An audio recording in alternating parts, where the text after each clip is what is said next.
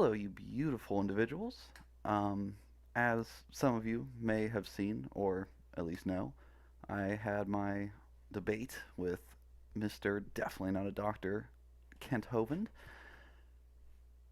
I will, I definitely concede, in my opinion, that I lost.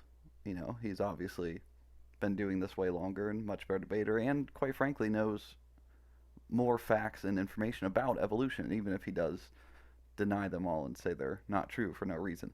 Um, so to start off, before we get into it, if you actually watched, especially to the end during the question part, I said this. Robert Baty said to say hi, and this is what he said in return: tell him to get a real job. But Robert Baty got this screenshot from the debate, which you can see if you make it that far in the video. I definitely don't blame you for not. It's like over 2 hours long, ridiculously long video. But look at the anger. I mean, I don't. So Robert Baty, he reached out to me when the debate was first, announced, I guess, or set essentially, and I didn't quite frankly know, I guess, what to think. Other than he was showing me information I have heard about Mr. Hovind, and he, mostly stuff to do with like obviously him not being a doctor and nor having a degree of any kind, a real degree. Um, Also stuff about his prior, I guess, tax issues or something. I'm gonna leave the links that he left me in the description. That way, you guys can look at the evidence if you want and decide for yourself. I'm, as I've said multiple times, I'm an idiot. I'm not an expert in anything, especially when it comes to that kind of stuff he's talking about. But it is interesting and definitely worth looking at to decide for yourself. So now on to just a quick, I guess, sum up. So as I said in the beginning of the debate, I decided not to go to try to not really focus on the science because he doesn't care. He doesn't believe it.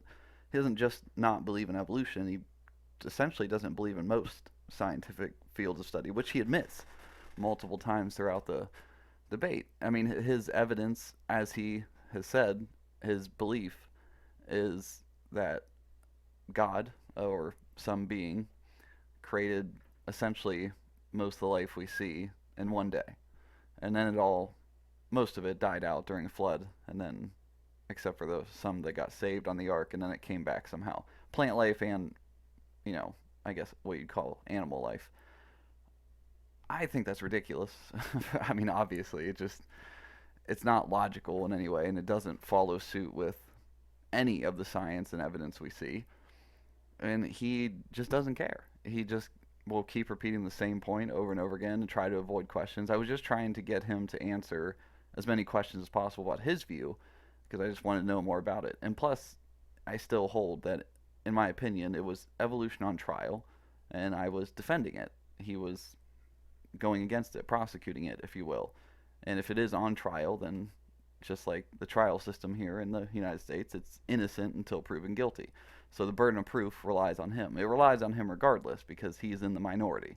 He's the one going against the majority acceptance of science and what we know to be true.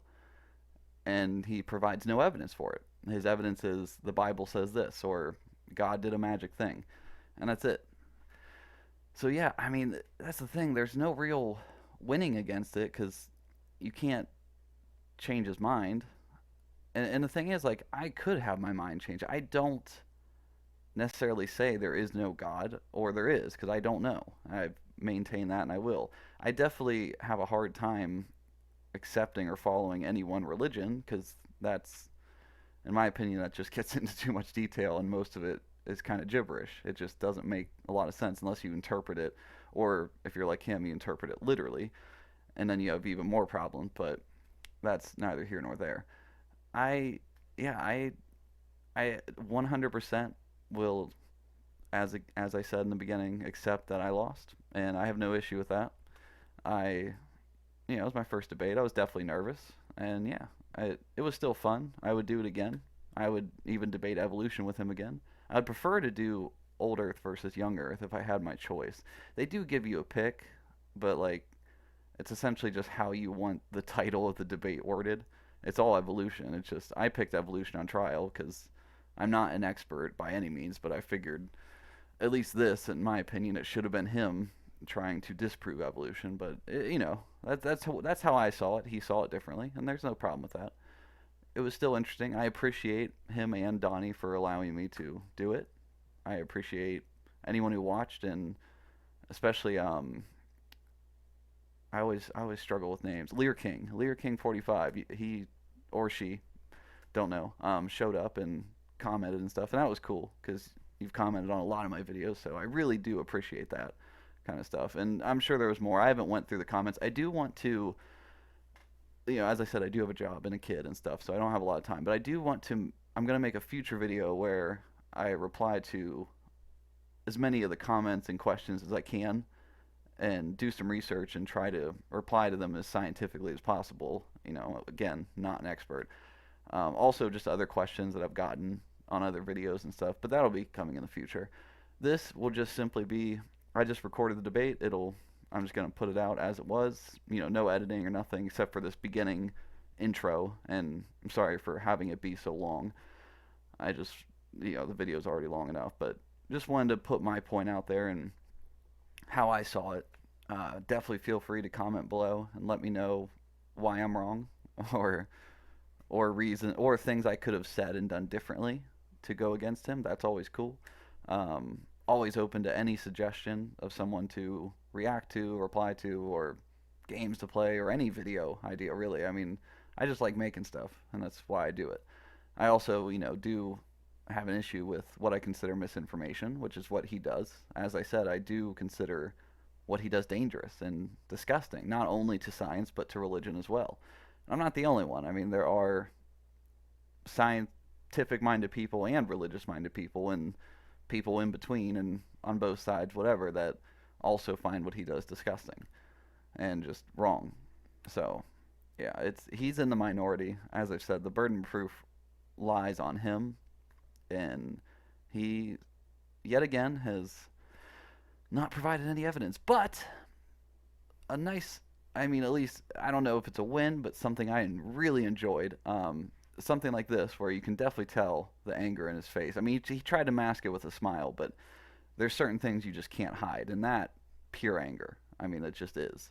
It was only for a second, he put a smile on right afterwards and came up with a smart remark, but for some reason, this gentleman makes him very angry. And I don't know if he is Kent Hovind's worst nightmare, but he's definitely someone that Kent Hovind does not like at all. And I want to find out more, so I do plan on reaching out to him again when I have time to actually have a proper conversation and, really find out, I guess, what happened. I also want to, if there's any videos or debates between those two. I don't know if there is. I think there was, he said. I can't remember. We've emailed a lot back and forth and stuff, so it was hard to keep track. But I want to watch that as well. Maybe even react to it. Who knows? But yeah, so like I said, I'll put the links that he left me so you can look at that and decide for yourself. And if you do watch the debate, or did watch it, thank you. I don't blame you for not watching this whole video. It's really long, and it's just us rambling and arguing over nothing because we can't even agree on the basics of the word evolution. I mean, he agrees that technology and essentially everything evolves except for life for some reason, which that alone doesn't make sense to me. I even tried to concede to the point that he could go with, he believes in a rapid form of evolution, but he just doesn't. I don't understand. That's why his worldview is just so wild to me and so hard for me to comprehend that people believe it. But I don't want them to, because it's just wrong. It is. Science has no problem admitting when it's wrong. It's actually a good thing. It's part of the scientific method, is to try to prove itself wrong. He has a major issue with being wrong. I mean, I don't know if he's embarrassed to be wrong, or he just is too arrogant to think he can be wrong. But yeah, he refuses to be wrong. He thinks, oh, the Bible said this, the Bible describes everything, but it obviously doesn't. I mean, I even asked, multiple times about it and tried to get some answers, and he kind of did answer some. But I mean, if you want to watch, you can see. I also do want to kind of edit this down at some point and go over certain points he made and talk more about them. But again, that'll be another future video when I have more time. But yeah, thanks for listening to me ramble on again. And if you continue to, thanks. As always, please like, comment, subscribe. And yeah, I'm just going to let this play out, and then it'll end kind of like normal, just with my little picture and the song, and that's it. I won't do a outro on this. So yeah, thanks again, and please like, comment, subscribe, and until next time.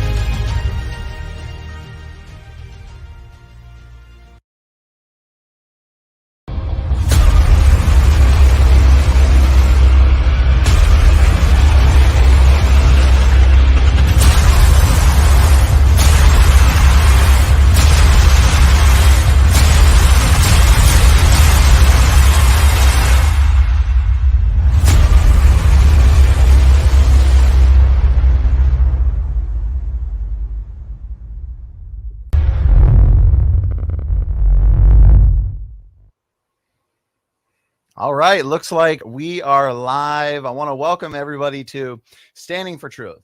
My name is Donnie B, and I am your host and moderator for tonight's debate on evolution. This is a continuation in the prolific evolution debate challenge series, and it is a privilege to have Ryan Adler and Dr. Dino with me here tonight to debate this important topic. To be specific, tonight, evolution is on trial. This is the second debate of 3 this week on this topic. Last night we had Jackson Rowe and Kent debating dinosaurs and birds. Tonight, evolution is on trial.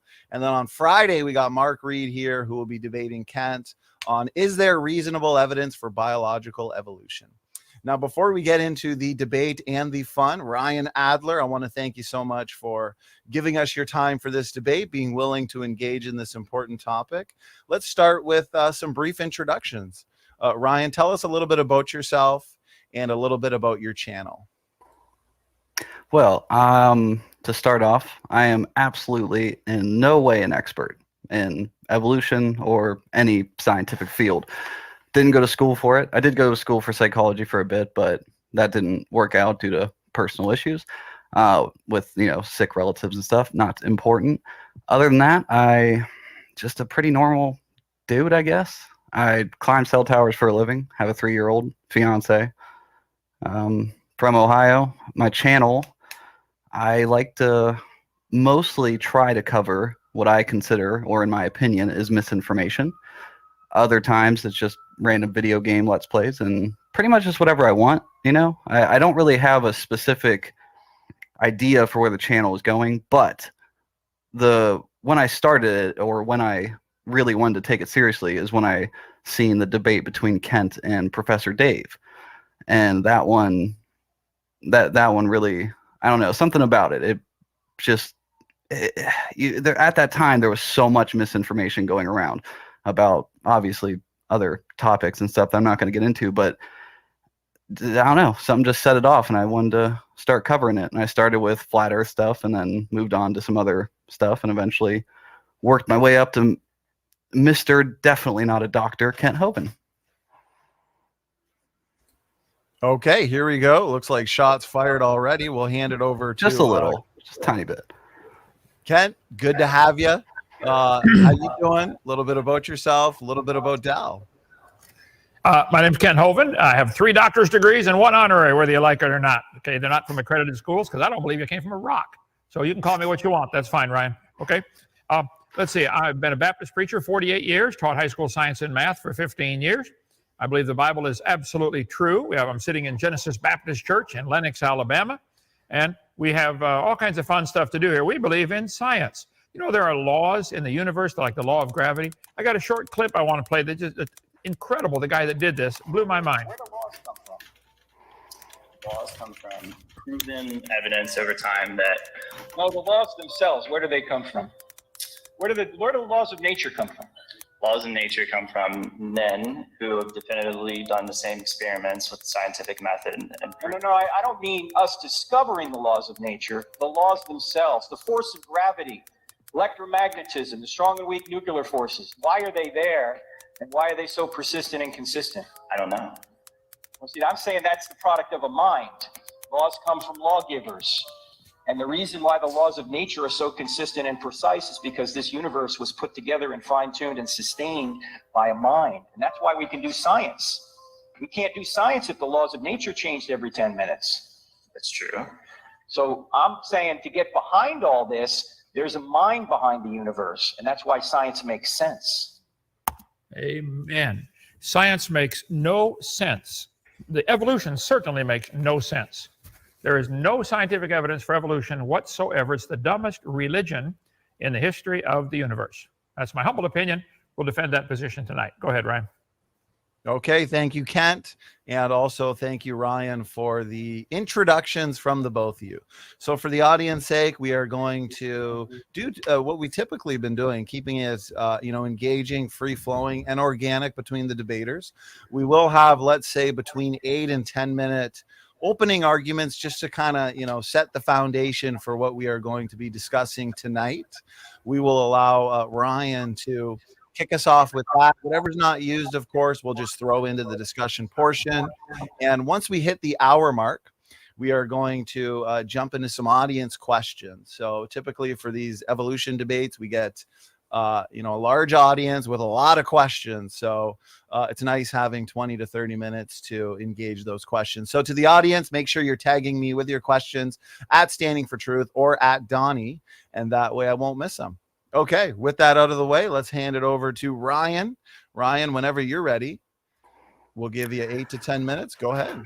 Absolutely. So yeah, I thought a lot about this, and I actually spent hours, well, technically days, hours across a few days, bringing this whole presentation together, PowerPoint, and trying to find all these facts and study everything I possibly could about evolution. And in turn, also watching a lot of Mr. Hovind's debates. And I realized that he quite frankly doesn't care about science. He clearly doesn't understand it or just refuses to believe it. I don't know. So instead, I wanted to touch more on why I guess I'm doing this. It's not that you just don't believe in evolution. It's what that means. Essentially, think of it as, you like analogies. So think of it as a brick house. And each brick is a different field or study of science. The whole house is science in general. Once you crumble that evolution part, and especially when you add in your young Earth part, it's like throwing a wrecking ball through the entire thing. And you have to deny so many different fields of science, astronomy and medicine, and a lot more than that. And it's dangerous.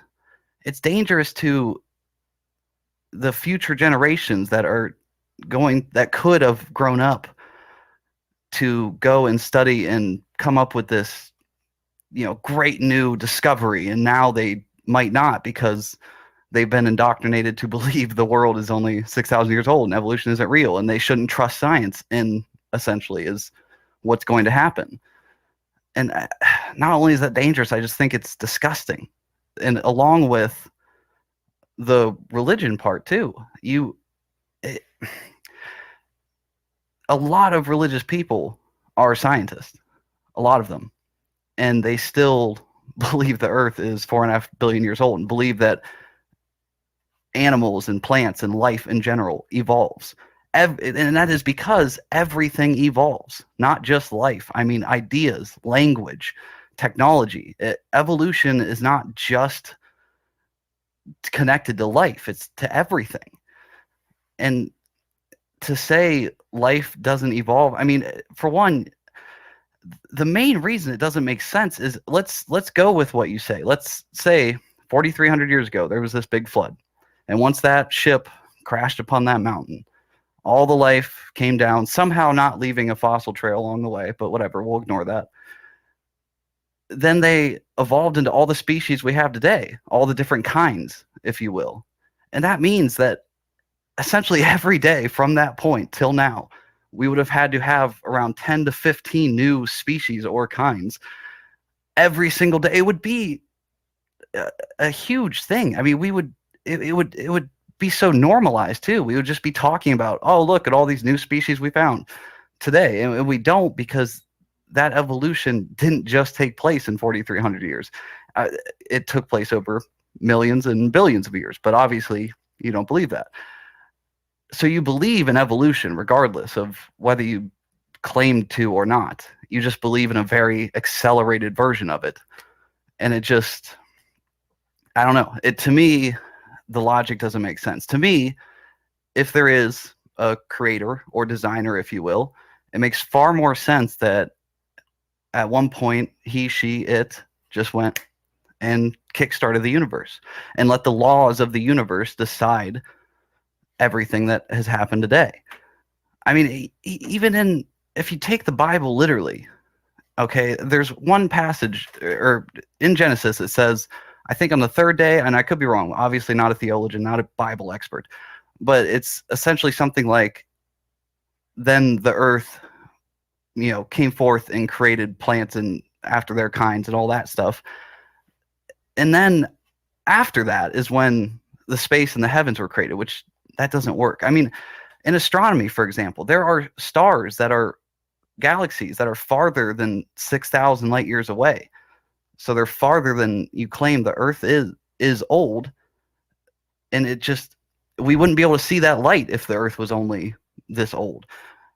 There's trees older than that. And I know I don't mean to keep harping on the age of the Earth. I know this is about evolution.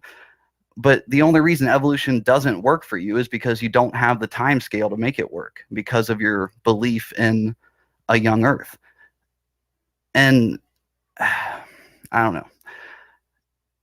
I just know that the majority of the people in the world believe in evolution, not just scientists, religious people as well.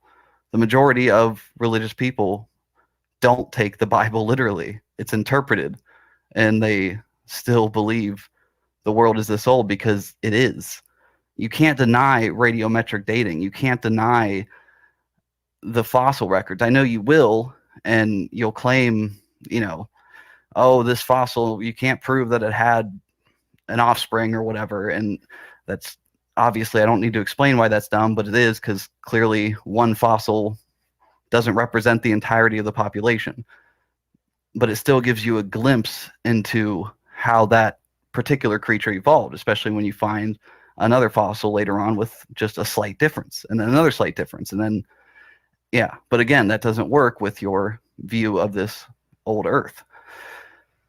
Anyways, I know I'm rambling, and my time's basically almost up. I have a few minutes, but whatever. I don't want to take up too much time. I want to get in the free-flowing conversation. I do just want to say, to end this, I appreciate you taking the time to debate and inviting me here.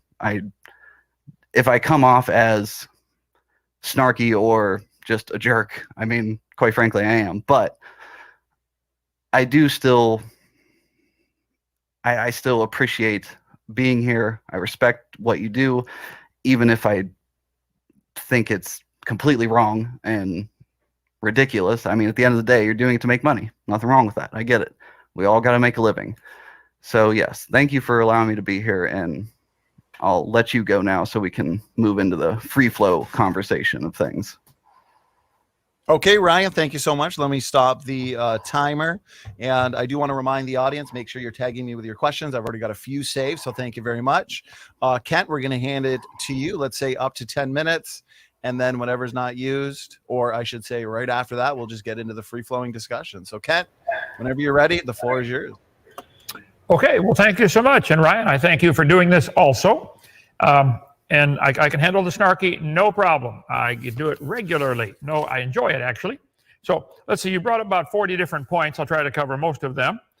First of all, I was going to go back and get a heater because we don't have our heater in the building yet. And I thought, I'm going to get thermal underwear, because thermal underwear with a Hawaiian shirt is kind of a contradiction of terms, like jumbo shrimp and military intelligence and evolutionary science, contradictory terms. Evolution has nothing to do with science, nothing. Science is what we can observe. It's knowledge gained by using observations and experiments to describe and explain the world around us. Nobody's ever seen a cow produce a non-cow, ever. No, all you guys rely on is long ago and far away. You rely on dead things, bones in the dirt. Make it happen today. It doesn't happen. You imagine that it happened from these fossils you find.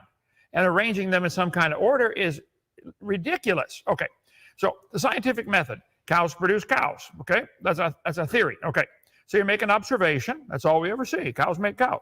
You develop an idea why. Maybe there's something genetic about it. Think of experiments to test it. Let them have more babies. Predict what will happen. I predict the next generation will be cows also.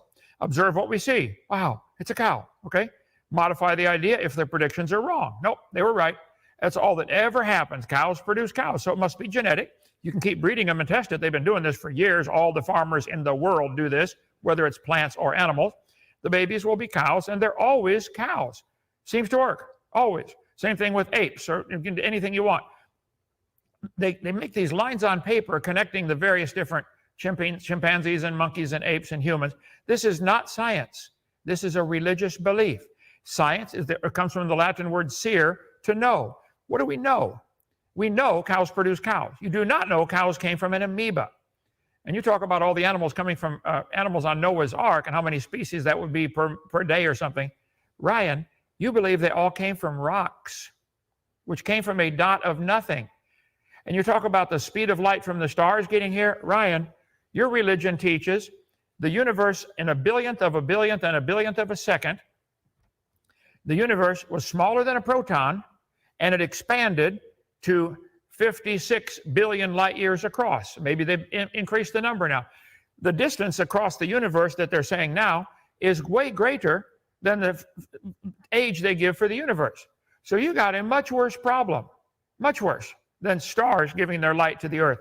17 times the Bible says God stretched out the heavens. So God made the earth first.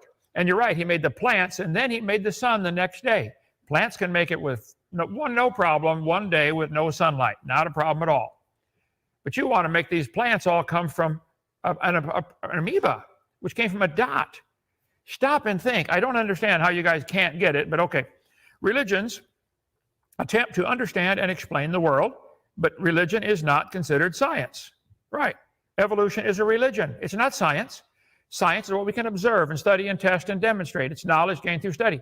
Instead of looking at a bone in the dirt, claiming that produced something else, do it in the laboratory. Get an amoeba and turn it into a cow or a whale or anything. Take all the generations you want. Time isn't going to help. Time makes everything degrade. Time is your enemy. You don't realize that. You think it's your God. Time can do anything. Give it enough time, it'll work. Time is the enemy because everything falls apart with time, okay? Science is a system of acquiring... Oh, I forgot to start my timer. Brother Donnie, just stop me when it's time. Okay. Science refers to a system of acquiring knowledge, observation, and experimentation.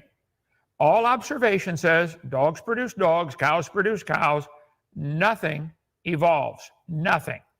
So I want to get to one other thought here. Let's see. Definition of evolution. Evolution.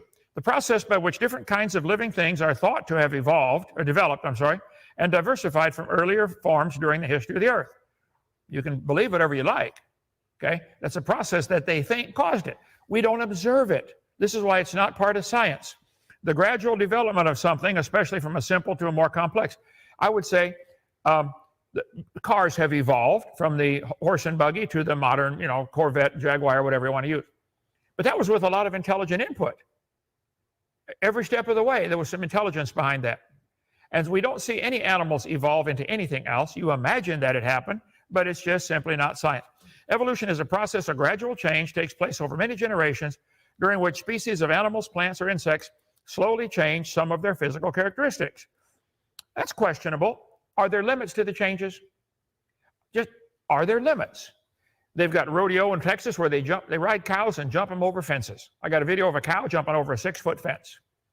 You believe if we gave the cow vitamins and took it to the gym every day and went generation after generation getting the strongest cows, you believe the cow could ever jump over the moon or jump over Texas? There's a limit how high cows can jump.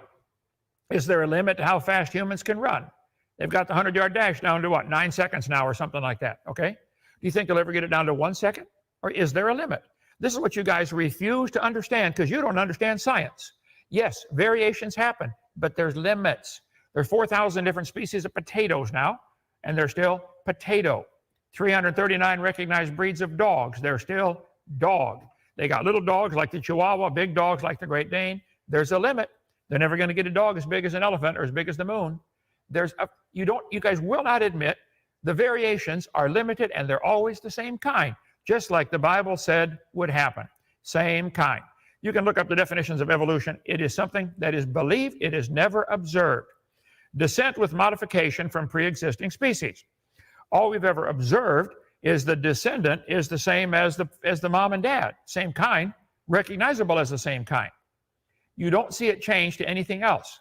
And rather than get off on the rabbit trail, you'll try to steer everybody down. What's the definition of a kind? There are 27 different definitions of species in the dictionaries and science books that I've got. So exactly as a species. We don't see any animal produce what any 4-year-old would say is a different kind. If you think there's some, show it to me today. Not lines on paper connecting the pictures of them. I want to see the real thing. And not a dead thing from the ground. Not a bone you found in the dirt. I'd like to see it happen. You imagine that it happened. Somebody sold you this bill of goods, Ryan, and you fell for it. Yes, you got suckered into believing something dumb.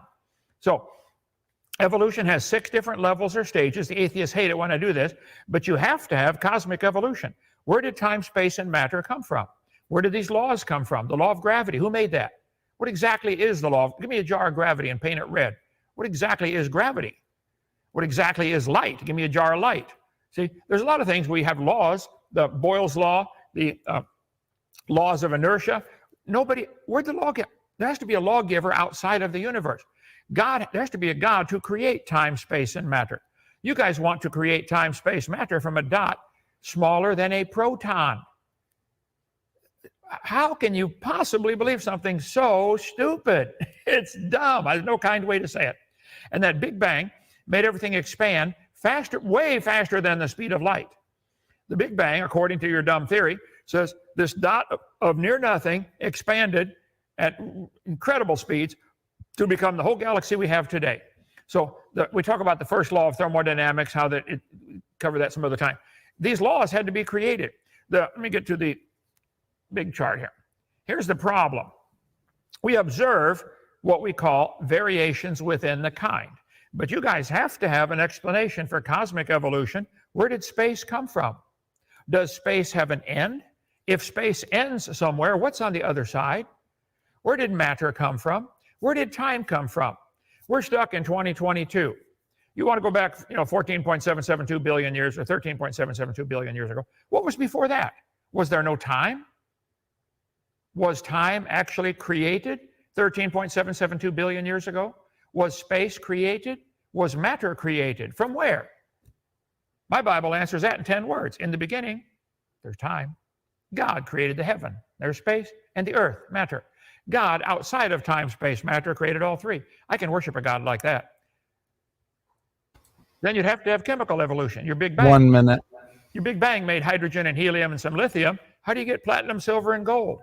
Then you have macroevolution, changing from one kind to another. It doesn't happen, Ryan. It just doesn't happen. Bible says 24 times in the first 7 chapters, they'll bring forth after their kind. Cows make cows, dogs make dogs, 1,000 types of bananas, always make a banana, 60 kinds of eagles, still make eagles.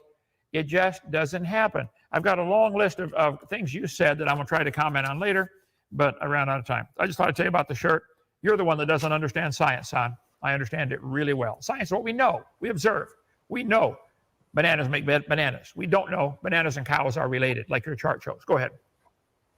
Okay, thank you so much there, Kent, for your 10-minute opening statement. Gentlemen, you both got your opening arguments up to 10 minutes. We've got enough points, I think, on the table to keep us busy for the next 45 minutes or so. So what we'll do, Ryan Adler, we will give you the opportunity to, since Kent just ended with his opening, we'll allow you to pick the first topic and ask the first question, however you'd like to proceed. The floor is yours. Go ahead, guys. All right, absolutely. Wow. So I did cover about 40 different topics, and you went through about 40 different types of science there. I want to focus first on. All right. So my whole point to what I was, or the main point I was trying to make is, yes, you're correct. The Big Bang is a theory, and we don't know if it even happened. As Carl Sagan put it, what if the universe was just always here? I don't believe that, and most people don't either. But it easily could have been a god or deity or whatever, some almighty being that could have started the universe. I'm not denying that. I don't know. But it still makes way more sense that he or it created these laws that you also believe that it created, as not only the laws of physics and everything that we see, but evolution as well. Like, it makes way more sense that it started at 13 point whatever billion years ago instead of, the 6,000 years ago that you claim happened. That's where I would like to start. Okay, I do believe God created the laws of everything. He created time, space, matter, and he created the law of monophyly. He gave all the creatures the ability to produce a variety of babies, some bigger, some smaller, some more hair, less hair, whatever. Microevolution is a lousy term, but that's the term they use for it. Variations certainly happen within the same kind. There's no evidence of it ever going outside of what any 4-year-old would say, that's the same kind of animal. A dog and a wolf and a coyote are the same kind of animal. They're certainly not an elephant or a giraffe or a woodpecker. So I think it's obvious to anybody with an open mind, it's possible to classify animals. Why do we have a classification system? Kingdom, phylum, class, order, family, genus, species. Carolus Linnaeus made that up in 1700s. How are we able to classify things if evolution is true? It ought to be one continuous stream from amoeba all the way to whales, and of something in between, recognizable every step. It's not. It is possible to classify animals because they bring forth after their kind. That's all anybody has ever seen. I don't understand how you don't get it, but go ahead. So that's what I'm confused on. How do you not get what you just said? That is how we classify them. How is a dog and a coyote and a wolf all the same? They're not. They not only are they not the same, they can't interbreed. So they are different, and that's why we classify them that way. And evolution is why they're different. They have evolved differently due to their, climate and their different traits they had that were more desirable to some than others. It's not like it's just one simple reason why they evolved. Natural selection, chance, all of it. So I don't get why you don't get that. That's what I'm stuck with. You just like we. I'm sorry. I'll let you answer or go. I agree. You're stuck. Coyotes and dogs can interbreed. Coyote hybrid dog. Dogs, wolves, coyotes are related.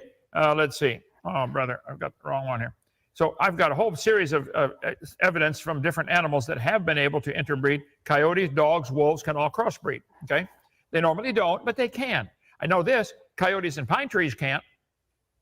Coyotes and hummingbirds can't. Now that they can't. So yes, there are some limits. Have we reached the limit yet? I don't know. But there seem to be limits everywhere we look. There it is, right here. Sorry about that. 9:35. Alt DV. I have a busy schedule here. 339 recognized breeds of dogs, big ones, little ones. They're still the same kind of animal. It's not a banana. A 4-year-old will tell you which one's different, boys and girls. The banana. And God said they bring forth after their kind. If they're able to bring forth, they're the same kind. Now, they might reach the point like a Chihuahua Great Dane where there are physical problems they can't bring forth. Okay, but they had a common ancestor. That doesn't prove that the coyote and the dog and the hummingbird had a common ancestor. But you guys make these family trees as if this is some kind of science, and you draw the humans and the birds and the reptiles and the ladybugs and the pine trees going back to a common ancestor. This is not science, Ryan. This is a religious belief. You're welcome to it. And why on earth would God create a dumb theory like evolution for which there's no evidence?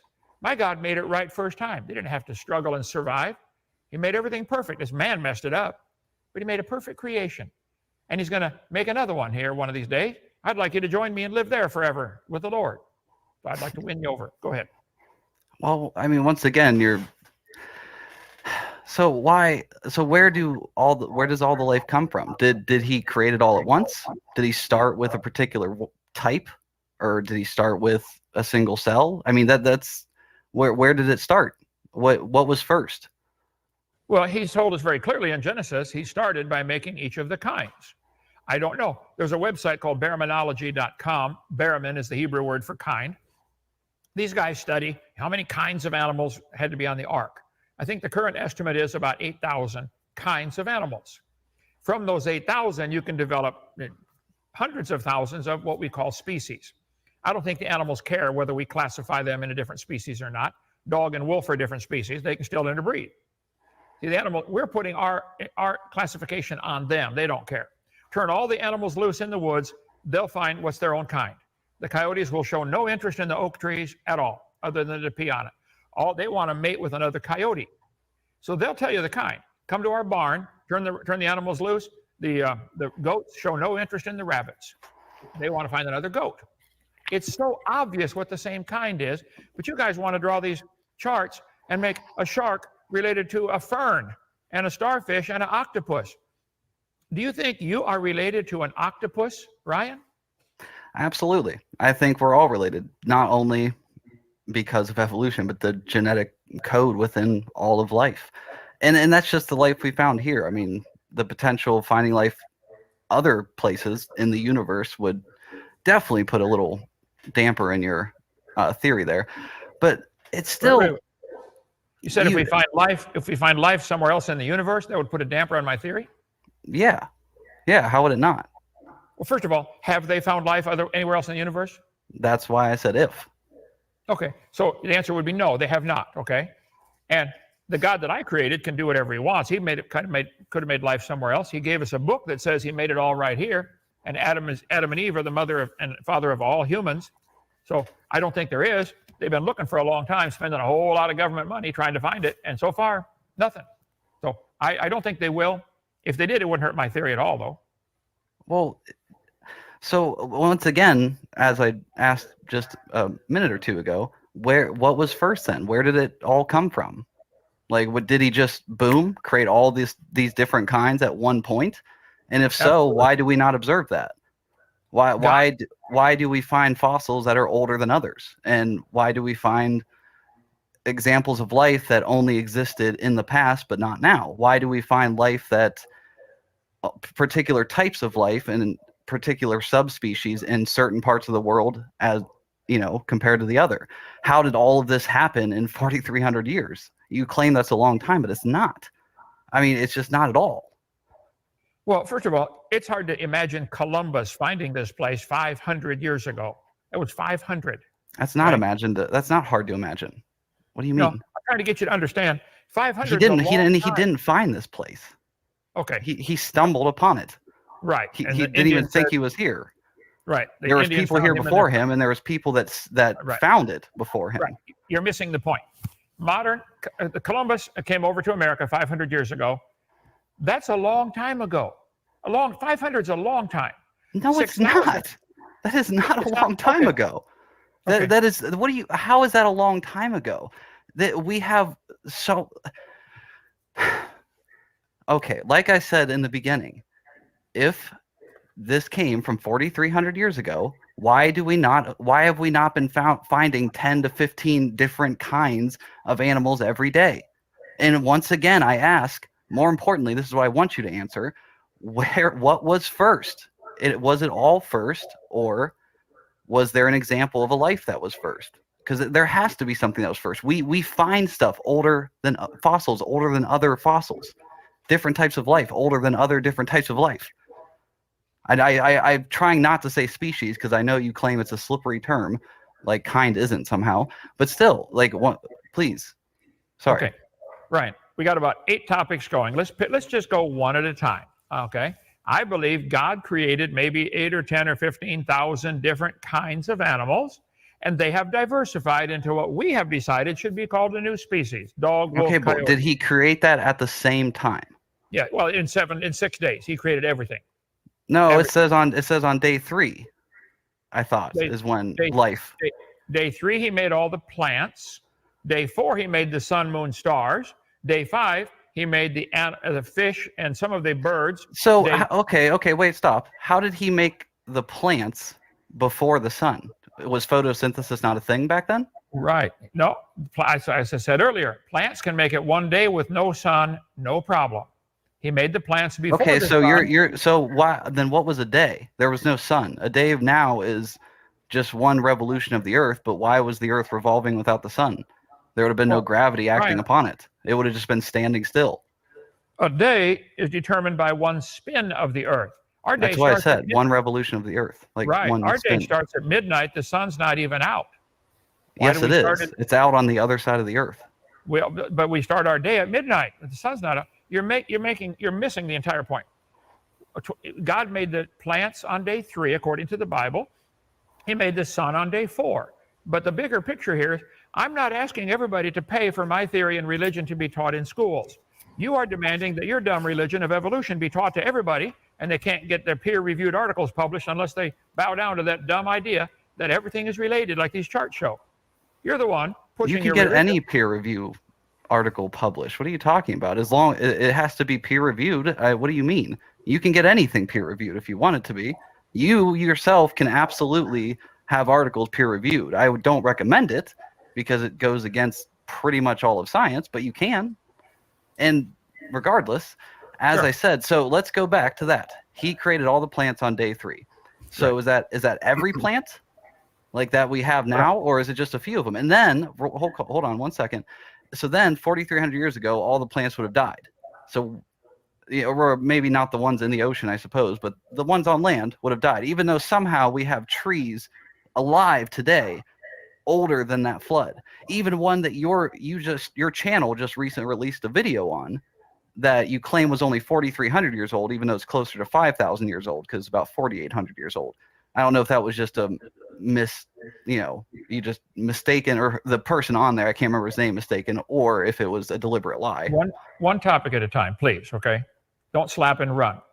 First of all, you missed the whole point of this debate. It's evolution on trial, not the Bible on trial. No. Well, yeah, I understand that, but you have to understand that evolution is the main belief. I'm just going to jump in real quick though, and Ryan, and good discussion. I think there might be a little too many instances of sentences not being able to be finished. So and this has been great, but let's kind of. I apologize. Oh no, that's fine. That's fine. Let's go back to one topic, and then we'll allow each other to finish each other's thoughts, and then it'll be a little more, I think, smooth that way. So let's go ahead. Which one, Ryan? Which one do you want to talk about? You want to talk about fossils? No, I want to continue talking about the topic we were, evolution, and how I was trying to see. I'm trying to understand your thought process. Like I've seen your debates, but you stick to a script. I'm trying to understand more in depth, like scientifically and mechanistically, what you believe. Okay. Like, so that's why I'm asking these questions, because most of the world believes evolution and in science. You're in the minority. You're the one with the burden of proof. Evolution might be on trial, but I'm defending it. You're the one prosecuting it. So I am just, to defend it properly, I'm trying to understand where you're coming from. And that's why I ask about the plants or life in general. We can talk about plants, animals, or all life. I don't care.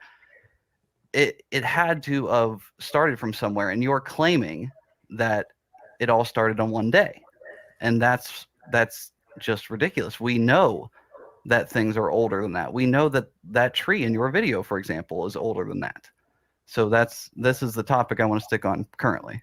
Unless you want to change it, we can. Don't let me run the debate. We can do this how you want to do it. Okay. First of all, you're trying to not understand what I'm saying clearly, because you don't. Okay, you don't get it. I believe in science. Science is what we can observe and study and test and demonstrate. We observe cows produce cows. That's observable. Nothing else is putting a chart claiming that cows have a family tree that goes back to an amoeba is not science. Nobody's ever seen an amoeba produce a non-amoeba. They've seen billions of them get produced in the laboratory. They have a generation time, some of them as short as 8 hours. Okay, I apologize to interrupt, but again, not amoeba, protist. You've already been told this so many times. Stop saying amoeba. Go ahead. Okay, protista. Okay, so you believe that right here, I'll show you okay, protista right here. The protozoa. Turn to a biology teacher. Has anybody ever seen a protozoa produce a non-protozoa? Well, of course not, because it takes millions upon millions of years. So it's not science. It's not science. It is science. No, you don't see it happen, Ryan. This is we my do, point. and for example, we have seen it happen. With give me a second, I have it here. In the 80s, Lenski's long-term evolution experiment. He has 12 population of E. coli evolving since the 80s, and a couple of them have evolved the ability to metabolize citrate, while others are all still doing, just glucose. And again, I'm not an expert, so I'm sorry I can't explain it very well. But my point is, we have observed evolution. We just don't have enough time to observe it like you want to. And again, nobody says evolution that something will produce something else. Like, it doesn't say a cow will produce a tree or vice versa. Like, that's insane. All it's saying is that life started from a single point, from a single organism, where you're claiming, and this is why I go to the Bible, because this is your only evidence, that that on day 3, he created all of them. Now, to me, that just isn't logical. It makes way more sense, as I said earlier, that this God. Okay, Ryan, let me just stop you right there, because you did bring up Lenski's E. coli bacteria. So before we bring too many extra points onto the table, let's maybe stick with that. Okay. And Kent, go ahead. Okay. You mentioned that the E. coli experiment, they finally, if I got E. coli that was able to metabolize something else. In other words, the E. coli bacteria now has a different diet. It's still an E. coli bacteria, Ryan. If I change to be a plant eater or a meat eater or something else, I'm still a human being. Changing the diet, allowing it to digest something new, is not evolution. We didn't allow it to. It evolved to. That's the point. No. Maybe it already had that trait as a recessive gene to allow. Well, it for didn't, because that's the point of the experiment. It evolved the ability to do that. Well, Just you like love using that word "evolved" to try to give it some credibility. I think it's not credibility. You read the definition. I'm sorry to keep interrupting, but you read it. Evolution. That first definition you put up with the 2 points. The one was pertaining to evolution, talking about life, and the other one was pertaining to evolution, talking about things change, things evolve, they adapt, and that's what it did. So you think the E. coli being capable of digesting a new food source is enough to make you believe the E. coli over trillions of generations and I'll give you quadrillions of years to change it to a whale? No, just billions. Okay. Do you think the E. coli is the ancestor, or the bacteria or the protozoa is the ancestor of whales? The protist absolutely is, yes. Or I don't know which particular type, and we don't know where life originally started. But again, you're like, not to, you keep talking about point switching. You're going to abiogenesis now. But regardless, I don't care. We'll talk about it. So that's the point. We have a mechanism and logic to what we have, an original organism that over billions of years and little tiny changes and C to a T and whatever in the genetic code eventually made everything that we have today. Your stance is that it all happened in 4,300 years magically, basically. That's why evolution is a science and what you believe isn't. We have tests and theories. Science isn't just knowing. There is theory behind it as well. It starts with a theory. So if you kiss a frog and it turns to a prince, that's a fairy tale. But if you wait billions of years and the frog turns to a prince, that's science. So your new No, magic because the ingredient- frog doesn't turn into a prince. It Oh, you turns better look into at- a bunch of different other types of frogs.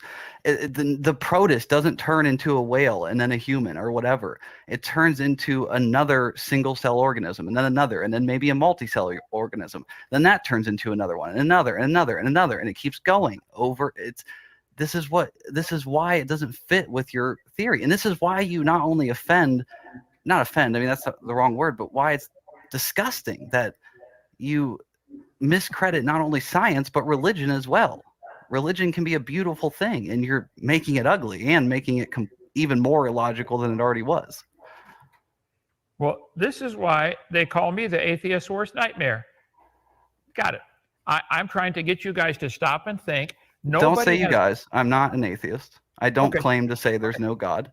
I don't claim to believe there's no God. Very good. That's step one. No, it's not step one. It's the only logical stance to say that you Oh, don't know, right. because you Have to be can't Have know. to be a designer, right? No, the why does chart- there have to be? Why does there have to be a designer? Okay, Explain that.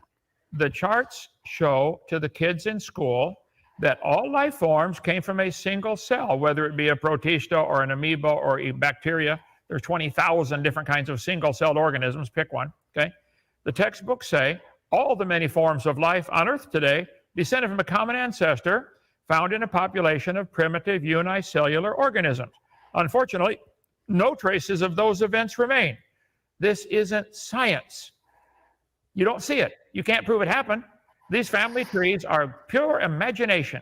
They did Wild prove it imagination. happened. I mean, that E. coli experiment is just one experiment that proves it happened. It happened? does happen. Everything evolves. Like I said, Right. everything from life to technology.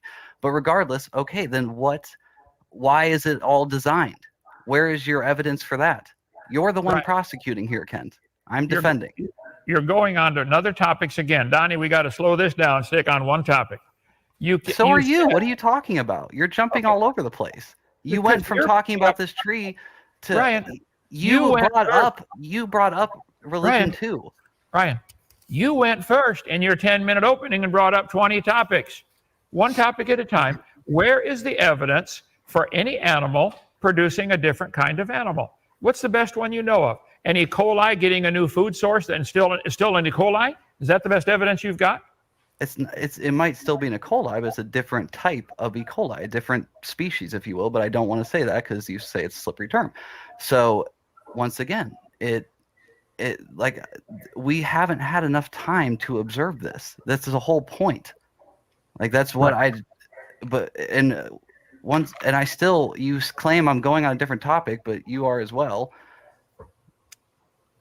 Time. More time. That's your Yeah. pacifier. That's your pacifier. You believe you can turn an amoeba or a protozoa, into all these creatures on this chart, the eagles, the bears, the whales, the elephants, came from an E. coli over billions of years. Is that what you believe? Yes. Okay. Everything came from a common ancestor. Yes, absolutely. Okay. You believe that as well. You just believe it in a much more rapid variation, or No, you no, believe they all came from multiple organisms that were all laid down on one day, whatever a day was. You still have yet to describe that back then, Okay. before the sun, before the Earth would have even revolved. But okay. All right. There are currently 8 species of bears. Scientists have divided them up into 8 kinds of bears. I believe they had a common ancestor called a bear, not an E. coli.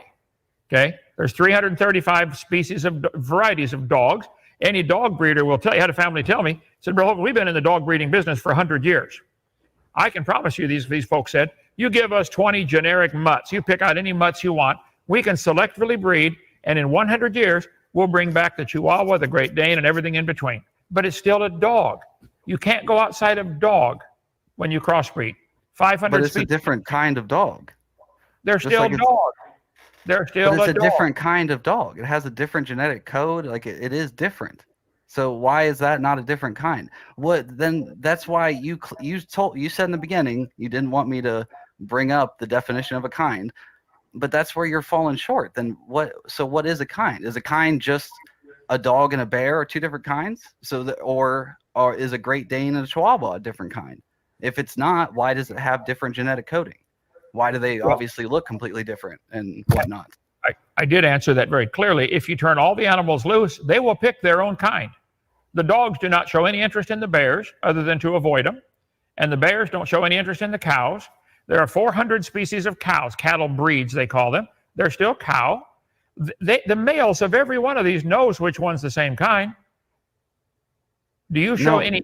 Never mind. I won't go down that road. Okay. They are. No. Stick to it. Like you said, one point at a time. Those cows are different kinds. What are you talking about? You just said it. So where did those cows come from? Were all of them on the ark? Or did they all come? Like, that's what I'm saying. You still believe in evolution. Or are they not different kinds? I believe the original cows getting off of Noah's Ark were able to produce babies that turned out to be cows. Some were bigger, some were smaller. Farmers quickly realized, hey, this one gives more milk. Let's crossbreed all the good milk givers, or let's crossbreed all the beef cows.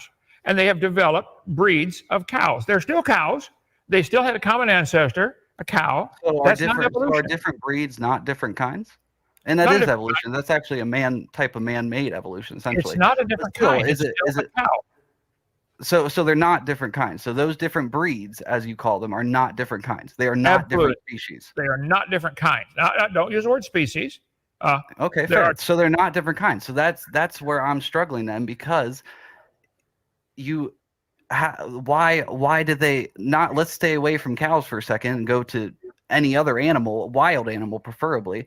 Why did these breeds, I guess, if you want to call them that, why are only some of them found in certain parts of the world and not the other? Like, very good question. Fair question. I think man has developed different types of cows, or wheat in the case I've got the slide up here. No, let's go to a wild animal. Let's go to a not man interfered animal. Let's go to any wild animal you want. Okay. Why are there different types, or I guess not kinds, but different breeds in different parts of the world? It's because of something called natural selection. If all the dogs were let loose in Alaska, only the ones with long hair. Not dogs. Let's go to a wild animal. Okay.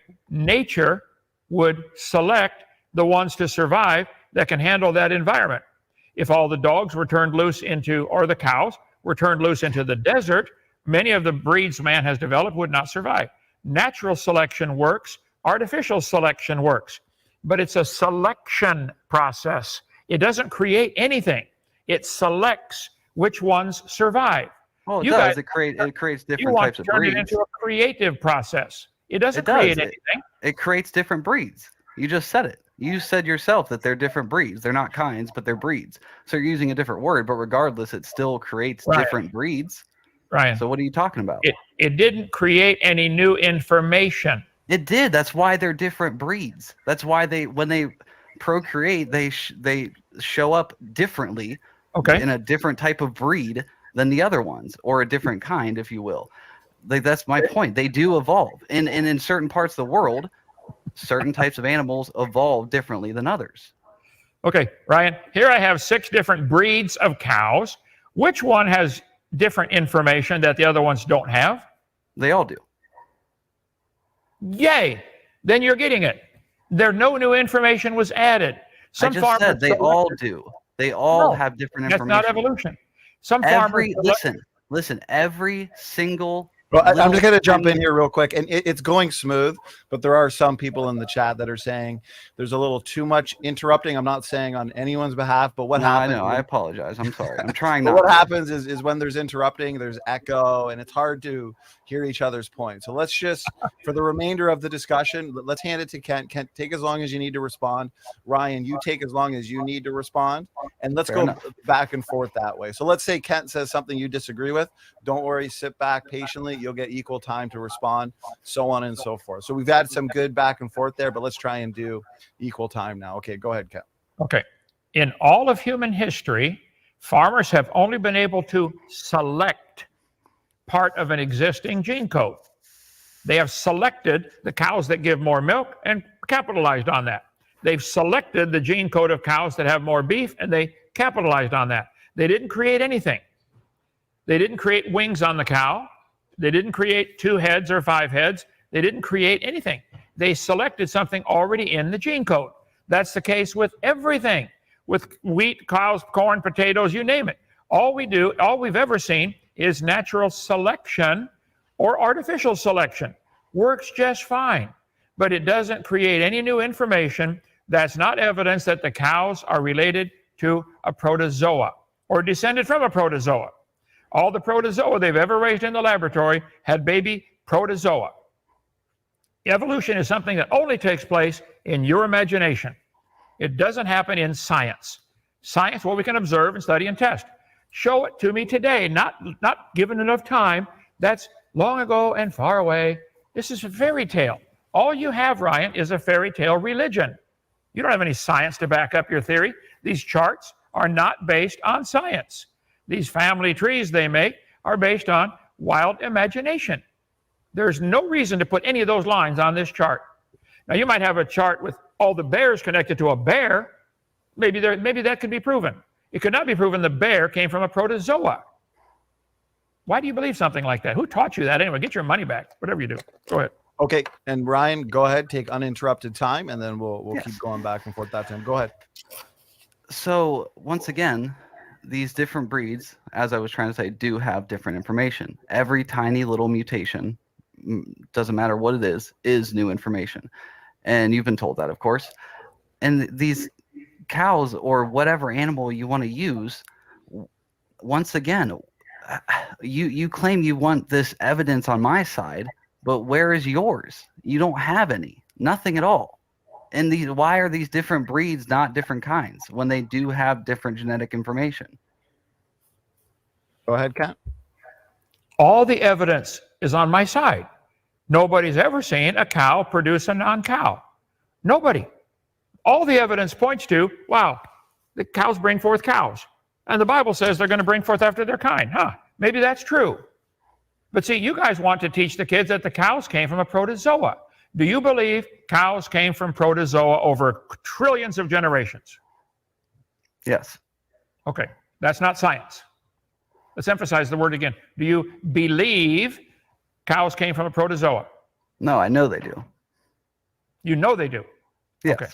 Could you please show me a protozoa produce something that's non-protozoa? Can you show that to me? Well, of course not, because once again, even though you apparently don't like the word, we don't have enough time to show you that. So there we go. It's still, once again, where you say you have evidence, but your only evidence is saying no one has ever seen this. So that's not evidence. Ryan, science. Science has evidence.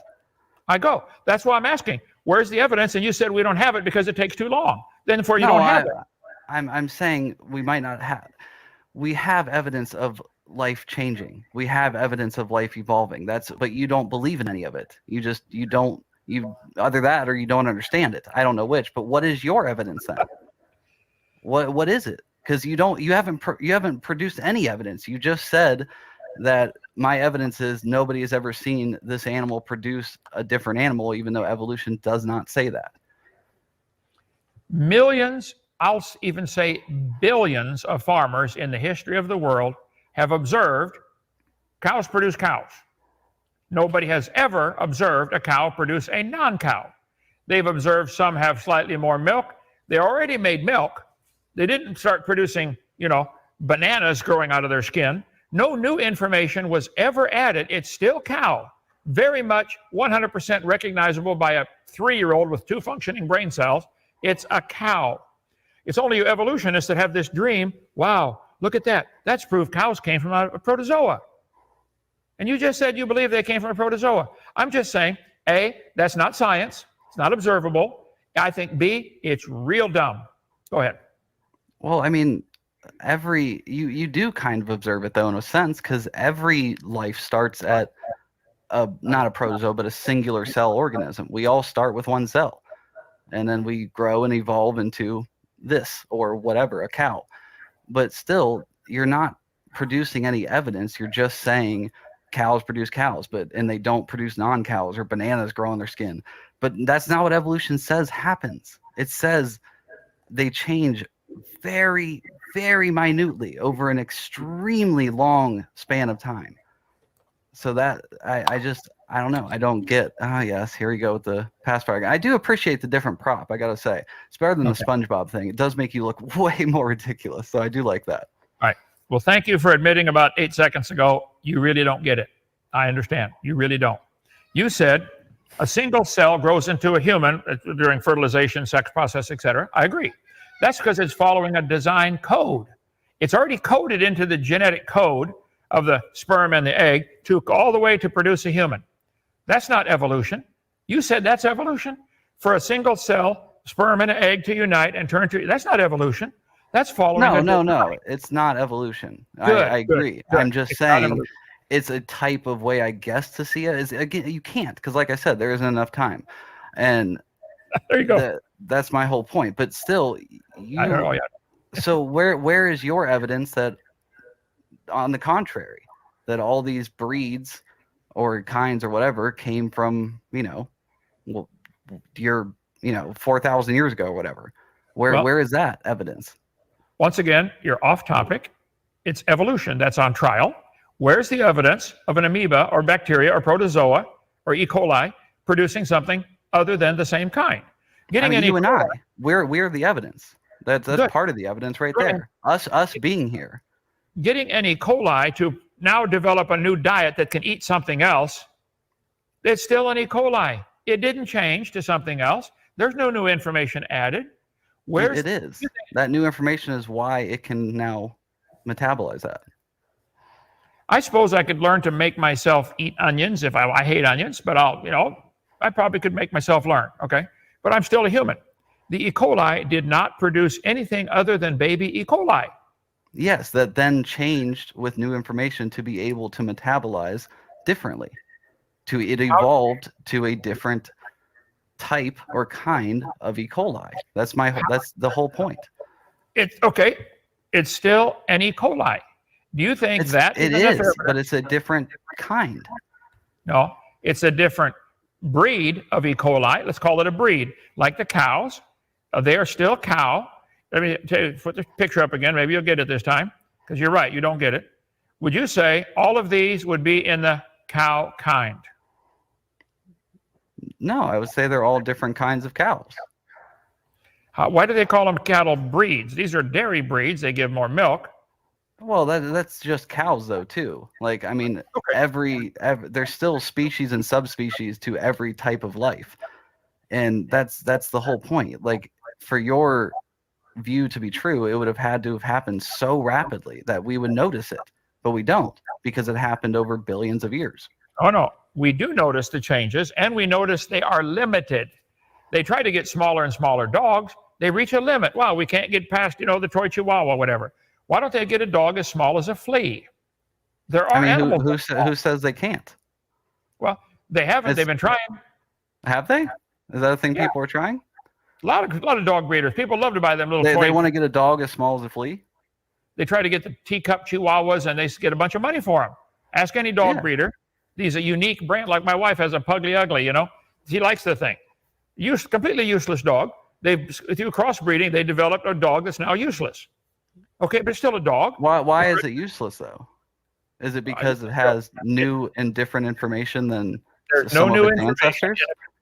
Trust me, the pug has lost just about all the information you can lose and still be a dog. Okay? It's still a dog. Okay? So they didn't create anything new. No new information was added. The thing lost 90% of its brain, 80% of its body. Its tongue hangs out the side all the time. They still call it a dog, and it is barely, but there isn't any evidence that the pug or any dog came from a protozoa or a bacteria or an amoeba. You want the kids to be taught these charts that all the animals came from a common ancestor. This is a religion. It isn't science, Ryan. This is a religious chart right here on the paper. Right here. Nothing but religion. Truthfully, I want the kids to be taught science. I mean, Me all too. of it. Me too. Well, you don't, though. You want them to be taught your science of the world is only 4,000 years old. No, but anyway, let's go back to evolution. So let's talk. Where do you draw the line? I need to know this so I can understand it. Where do you I'm obviously let's go from a human perspective. I'm related to my parents. related to my grandparents, related to, like, how far do you go back until you decide that, okay, no, that's no longer the case. We're no longer related. We're now a different kind. Like, what is the limit, or what is the line, I guess? Okay, I would be willing to bet if we could dig up your great grandparents, they would be human. You can go back as many generations as you want. You're going to go back to Adam eventually, and that's it. Everyone was human. Everyone. There's no change. Might be hair, less hair, taller, shorter, smarter, dumber. You might even eventually get some humans to believe they came from a protozoa. That would be the capital D dumb, but that's okay. That's fine. They're still human. I gotta say, I do appreciate the comedic, part of it. It does keep it fun. I'm serious. But anyway, I think it's dumb. Well, yeah. Well, yeah, I know, but you still present it in a funny way, and I was Good. I was paying you a compliment. But anyway, so let's say that then. So we all go back to Adam and Eve, okay? So then why is what about the types of kinds, or whatever you want to call it, breeds of people that came before them, or almost people, or almost apes? You know what I'm saying? Like the in between. What are those in your worldview? It didn't happen. Their imagination. Monkeys have always made baby monkeys. Apes make baby apes. Gorillas make baby gorillas. Humans make baby humans. There's no connection between them. None. So what are those examples that we found then that are in between? They find bones in the dirt. They're dead. You don't know they had any kids. You don't know they're related to anybody today. You can arrange them in order you like, but that's not science. All we've observed is humans make baby humans. Ask any medical doctor that delivers babies. I delivered my son at home. I knew right away. That's a human. Yeah, but I didn't ask about that. I asked the in-betweens, There aren't any. They don't exist. Then, there's nothing in between. Then what were those bones that they found? What were they? Dead. They were dead. No, I'm not saying I know they're dead, but when they were alive, because at one point they were, okay. What were they? Either they were alive or they were already formed bones just in the ground. Well, so you're wanting to get into what they typically call cavemen, okay? The so-called in-between. Nobody could prove any of those are related to humans. There may be some species of apes or chimpanzees or monkeys or orangutans or bonobos or whatever they are, that are now extinct.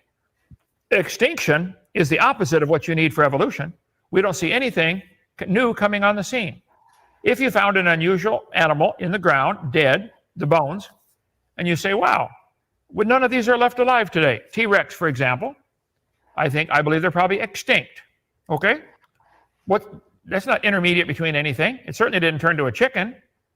That you guys can believe whatever you want. The bones they find in the dirt and they classify as in between apes and humans are imagination. Putting a line on paper between humans and apes is not science. Show me a monkey produce a non-monkey. Show me an ape. Show me any of the, we'll call it the apes or baboons, producing a human. Biden might be the only exception to the rule, but otherwise it doesn't happen. Baboons make baby baboons every time. There is no intermediate, and no fossil would count. So if they find a bone that looks halfway, you don't know it had any children. There's none today doing it. No monkeys today are producing anything other than baby monkeys. It just doesn't happen, Ryan. It's all imagination. Well, that was a long way around the question. What were they then? You said you claim cavemen. So what are cavemen? Where do they fit? Oh, there've always been people who live in caves. Okay, there still are today. I think they find some with bigger brow ridges. Okay, I think it's demonstrated when you chew the masseter muscle, the frontalis muscle, etc. They pull on the bone. Any weightlifter will tell you the more you pull on the lift weights and get the bigger muscles bigger, the bones actually grow bigger too. The brow ridge of somebody who was living to be 700 or 800 or 900 years old, like the Bible says they did, would grow much bigger brow ridge. Doesn't prove it's part 8. It's proof the guy's living a long time. That's all. Your occipital bun will enlarge by the sternocleidomastoid muscles pulling on the back of your neck, lifting your head up. Eventually, your head gets longer. Okay, that's not proof of being an ape. It's proof they're living a long time. The Bible says they live to be 900. A lot of legends talk about the golden age when man used to live to be 1,000. I think there's over 200 cases now where I believe the 200 numbers right, They find ancient cultures that talked about a golden age. They said, wow, man used to live to be 1,000. Why would they all make up that same story? The Bible says they lived to be 900. I believe that. It's not my job to prove that, but that might explain why some of it might be diseases. People that get diseases today have deformed skeletons. There's dwarfism. There's giantism. There's all kinds of diseases or abnormalities that can cause deformity of skeletons. It doesn't prove we're coming from apes. They're still human. What's the big guy they called it? Andre the Giant? He's still a human. Little 3-foot-tall dwarfs, they're still human. There isn't any example alive today or in observed history of an ape or monkey or baboon producing anything other than the same kind. That's all I wish you guys would admit. I'll show you the picture here. All right. Oh, there we go. They line up the creatures. Here we go. Lemurs, tarsiers, monkeys, orangutans, chimpanzees, humans, gorillas, going back to a common ancestor. This is not science. It's not true. It's propaganda. That's all it is. Drawing lines on paper, connecting them all, is not science. All it is propaganda. It's imagination. Long ago and far away. We don't see it happen today. Monkeys are still making babies. Let's see it again. Why do you believe this? Why do you believe this chart is showing the truth here? Yeah, to a degree. Obviously, that is, from a more maybe high school, even middle school, or even maybe postgraduate type book. But still, it's not very in depth. But that doesn't matter. Back to the caveman thing, like we were originally talking about. So they were before Adam and Eve, or you're claiming that they were just so old that that's what they grew up to be? Because it's not like we just found one example and said, boom, that's it. Okay, this is how it works. So there are multiple examples. That's like, this is, again, where I'm struggling. Okay.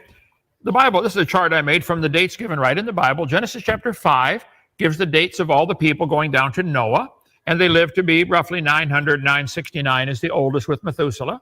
After the flood, it dropped off to 400, and then 200, and then 100. This is what the Bible teaches, but I'm not asking that to be taught, and that's not this debate tonight. I think fossils do not form today at all in any significant numbers, and maybe not at all. So that you said, why didn't they leave a trail of fossils coming from Noah's Ark? What animals today leave trails of fossils? Animals die all the time. If a herd of deer migrate from Canada down to Texas, they don't leave a trail of fossils behind. They leave a bunch of dead bones, and the buzzards eat them, and the coyotes drag them around. There are no fossils forming today. All the fossils we're finding are probably evidence of a flood. That's the only way you get fossils, is to bury it quickly. Like the petrified clam in the closed position had to be buried alive quickly, or it would have opened. Clams open as soon as they die, and somebody eats them, the crabs or the seagulls or the fish. So I think all fossils are evidence of a flood. Okay, so that's fine. Let's talk about fossils then, if you want to talk about that. So then you say no fossils are forming today. What about the bones that don't get eaten or whatever? What about the ones that do sit there, slowly get buried? They're going to turn into a fossil one day. No, they're going to decay. Show me. They're going to turn into a fossil, like fossils have. You imagine this. Show me an example of it happening. How many Civil War soldiers died? Oh, man. I'm in Alabama. There was Civil War. The Civil War was fought just 140, 160 years ago. Find me a fossilized Civil War soldier. Tens of thousands were buried. Go dig up a grave from a Civil War soldier, or World War II soldier, or World War I, or the Revolutionary War. Go dig up George Washington. Are his bones fossilized, do you think? No, of course not. That wouldn't make sense. That's not. They're not. They haven't been. For one, he's in a casket. But let's talk about the Civil War ones. They haven't been there long enough. But the caveman type thing that I was talking about earlier, that has, and it formed into a fossil. So I'm. Well, certainly we know fossils exist.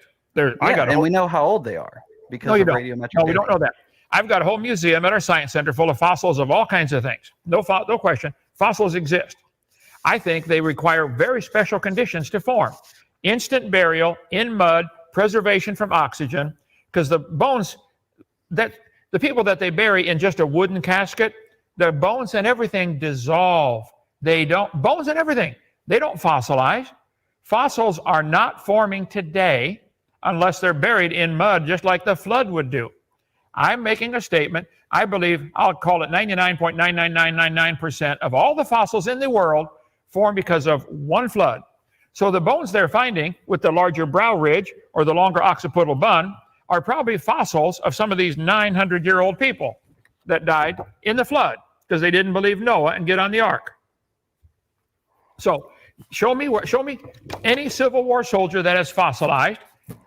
I'll tell you what, dig up the grave. The bones have dissolved to powder, bones and all.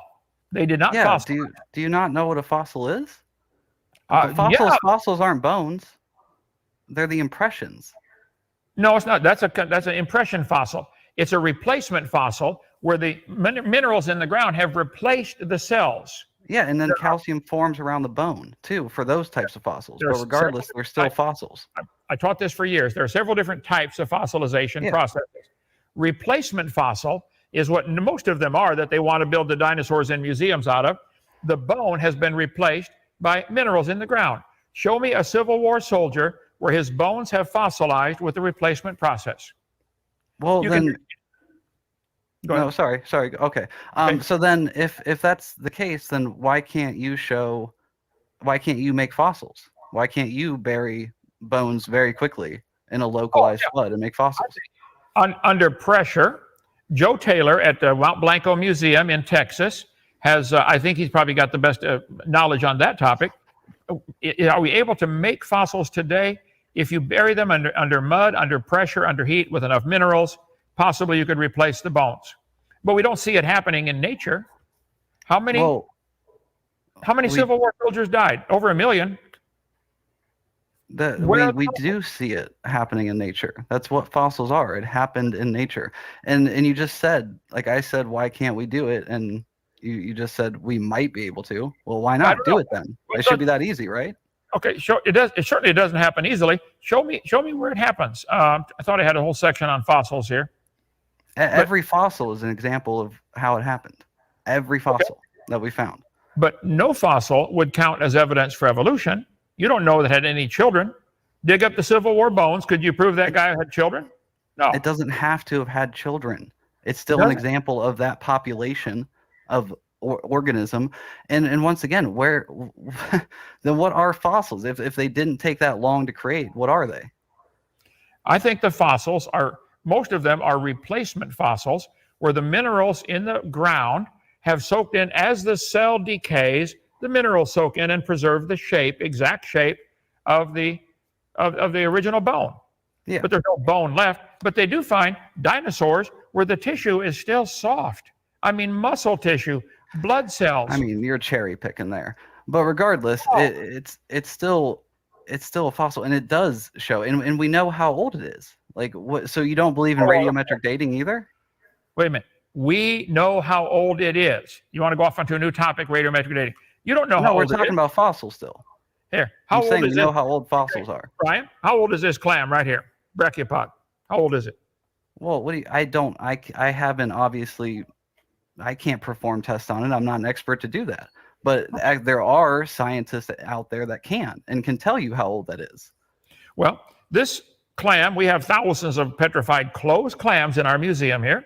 They find them there's a place in Tennessee, 10 feet thick, millions of petrified clams closed.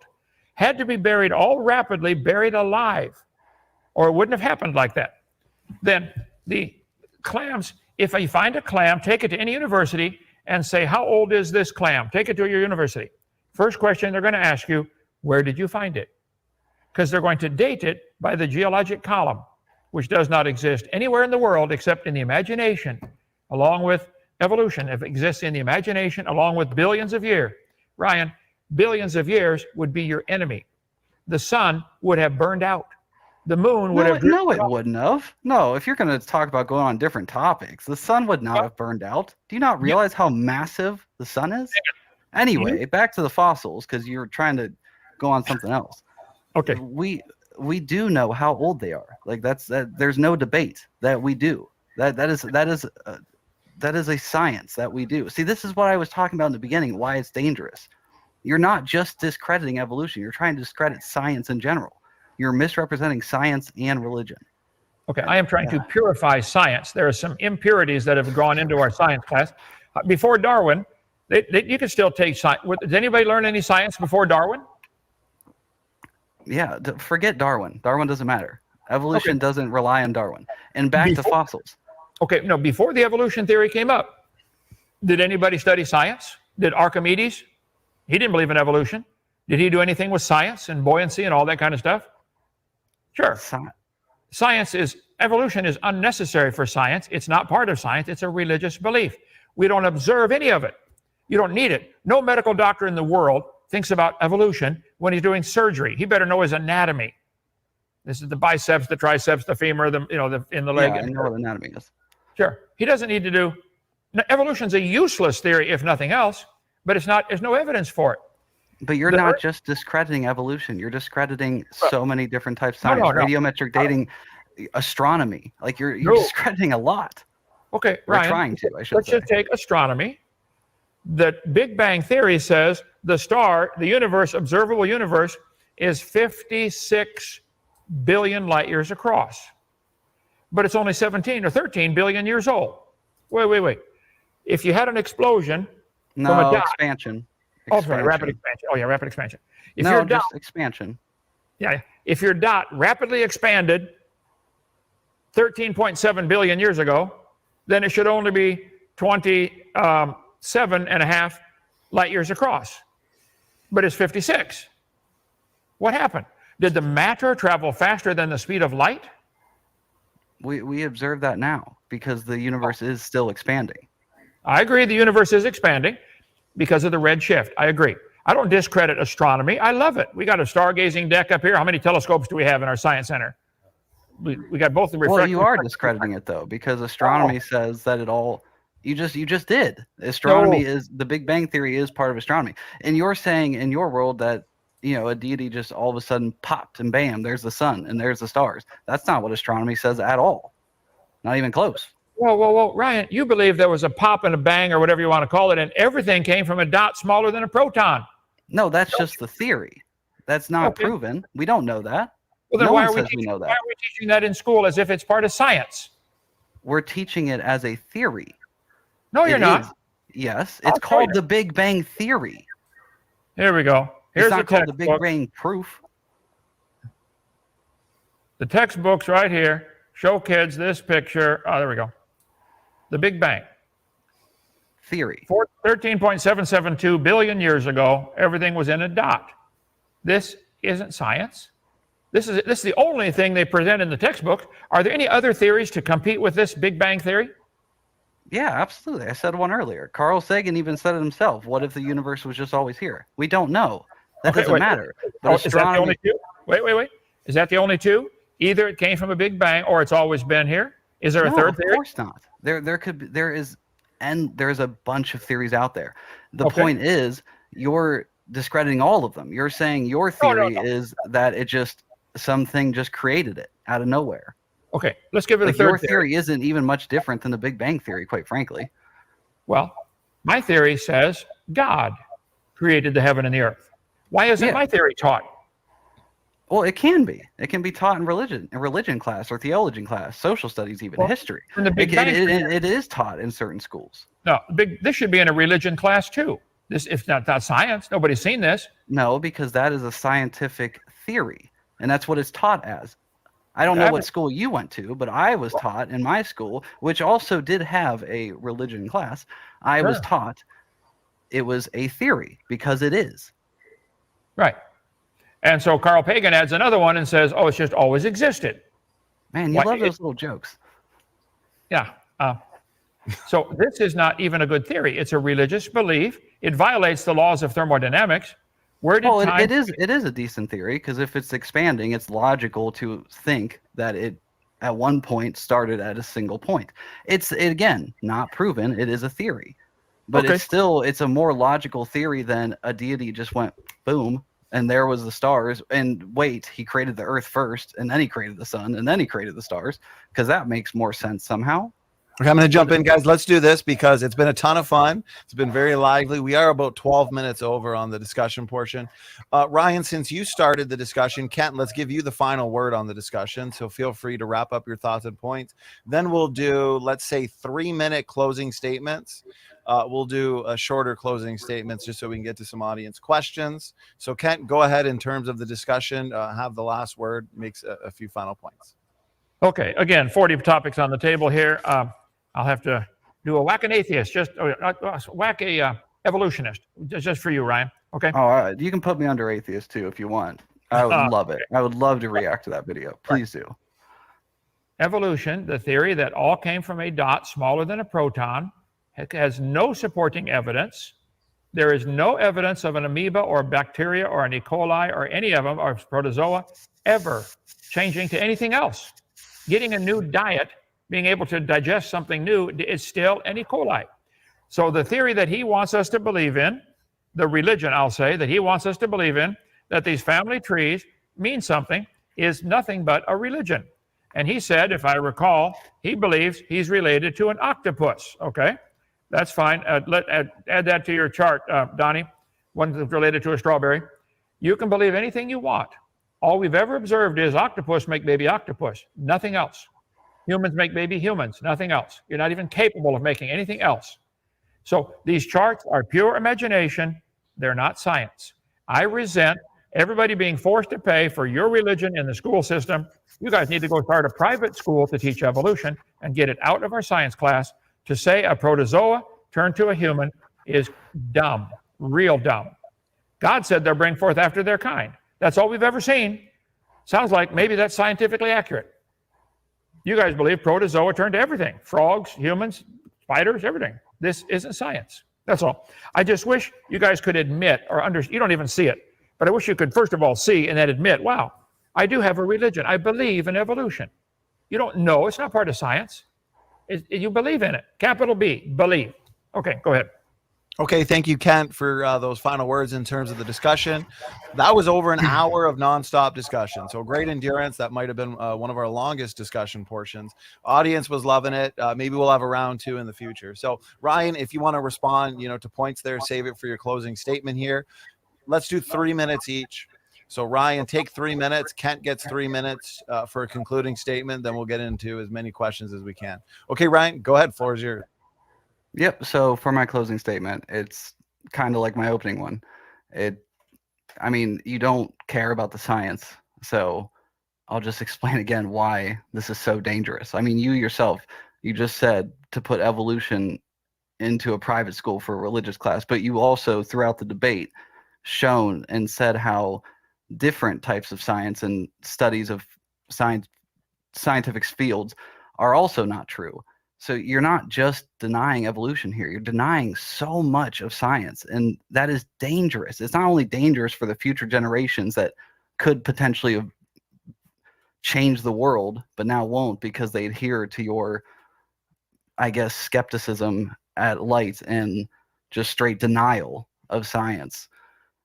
You also are putting the world at risk, the planet. Climate science is a thing, and with your worldview, how we understand it doesn't work anymore. We understand it by, ice cores and stuff that go back however many thousands of years, but not to get into that, none of that works anymore. So science, the entirety of the study is just, I don't know, either don't care, don't know, don't understand it. It's just a dangerous stepping point. And I don't know, it's scary. It really is. The amount of people you've influenced and potentially turned away from science, and the amount of people you turn away from religion. As I said in the beginning, it's dangerous and disgusting. But I'll keep it short so we can get to questions and go to you. Okay, there we go. Thank you for your 3 minute concluding statement, Ryan. Kent, we'll do the same for you. 3 minute concluding statement. Go ahead. Okay, I feel exactly the same about those who are teaching evolution. They are destroying science. They are damaging students. It is dangerous. It is scary. They're turning people away from science, turning people away from common sense. They are endangering students. I taught earth science. I think I'll take a quiz on earth science against anybody you know, okay? I think I understand the fault lines, and the speed of the earth is slowing down 1,000th of a second a day, which means it can't be billions of years old because the earth would be going faster. Of course, it doesn't answer at all the initial speed of the earth. Where did the earth come from? How did it get spinning? Why is it in the perfect Goldilocks zone? I think it was designed for that, okay? But there are lots of limiting factors from earth science, or from biology. If you'd like to talk about biology, I think I could take a pretty good quiz on anatomy or physiology and how it works, name the different organs and their functions. It's got nothing to do with evolution. Evolution is a dangerous religion. It is destroying students' ability to understand science. You don't even understand that you have a religion. You think evolution is part of science. You cannot see it, and you've been brainwashed, completely brainwashed.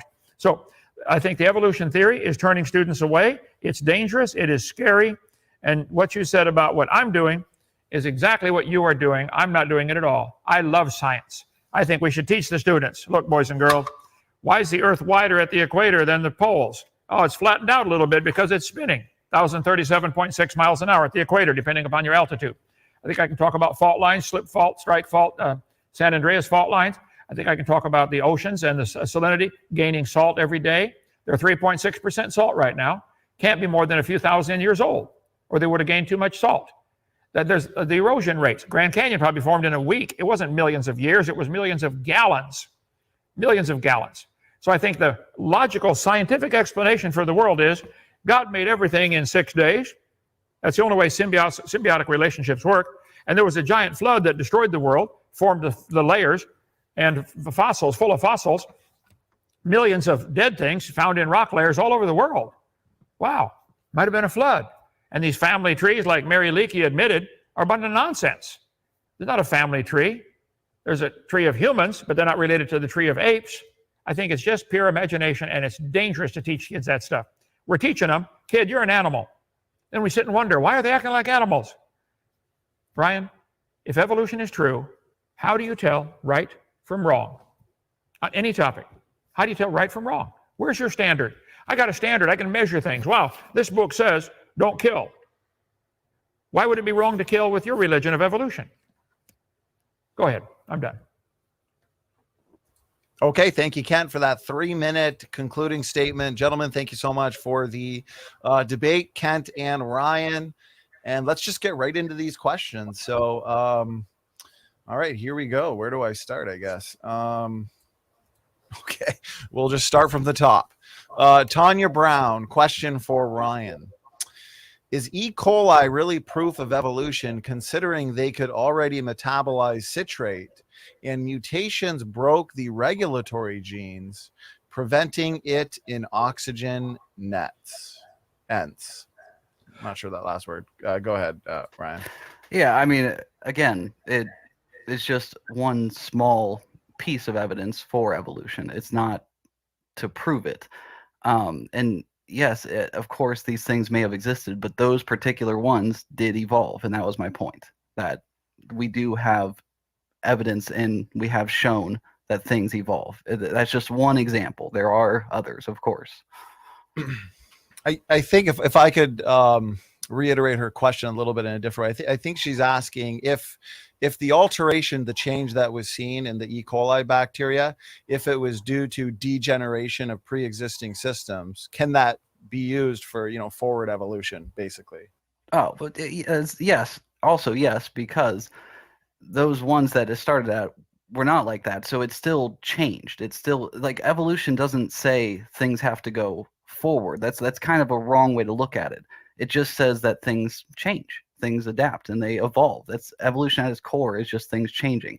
And that's what it did. It is a different type, kind, whatever you want to call it. It has new information that now allows it to metabolize the citrate instead of the other.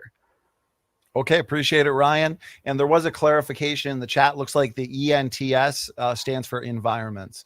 Kent, if there's anything you'd like to add, go ahead. Well, it's an excellent question. And all we've ever seen is E. coli produce E. coli. Adding something new to the diet, as I said 5 or 6 times tonight, doesn't change it. And that's not a process that's going to change an E. coli to a whale over quadrillions of years. It just is imagination. What we observe in science is E. coli always produce E. coli. Nobody's ever seen anything and one E. coli is really complicated. One E. coli bacteria more complicated than New York City, way more organized, no traffic jam. So I think the E. coli is a classic example of an incredible design. Wow, who designed that little tiny E. coli? I mean, it's pretty tiny, real tiny. 50,000 E. coli side by side would be an inch long. 50,000. You really think that happened from a dot of near nothing exploding? I'm sorry, rapidly expanding? You need some psychological help if you believe that. So he said, we see them develop the new ability to digest citrate. First of all, I don't know that that's true. But if I developed a new ability to chew on bones and get something out of them, I'm still human. Getting a new part of your diet isn't proof of evolution. It's not new information. It's adding a new supplement to something new to the diet. I don't know how they don't get it, but go ahead. Okay, thank you, Kent. And Ryan, this is your first time debating on this channel. So typically what we do in the Q&A is whoever the question was for, we'll give them the last word, just to be fair. So Ryan, go ahead if you had a quick final word. Yeah, again, you just you keep bringing that up. It's nothing. Evolution does not say it's going to produce a new organism. It just says that it changes. It gets new information, which it has. I know you're claiming because if you can chew on something else or eat something else, then you're still a human. Yeah, but that's not what happened here. A new offspring came forth that now has this new information that allows it to do that. That's why it's different. And that's the change. That's the evolution. Doesn't matter if it goes forward, backwards, sideways, whatever. It's still a change, new information. That's evolution. Okay, thank you for the answers, Kent and Ryan. Appreciate the question, Tanya. Next question comes in from Redefine Living. Question for Ryan. There are over 200,000 genetic heritable diseases, and as a result of mutations. How can you reconcile this with your evolution by mutation conjecture? So there are over, I guess like I said, I'm in no way an expert. So I'm struggling with this one a little bit here.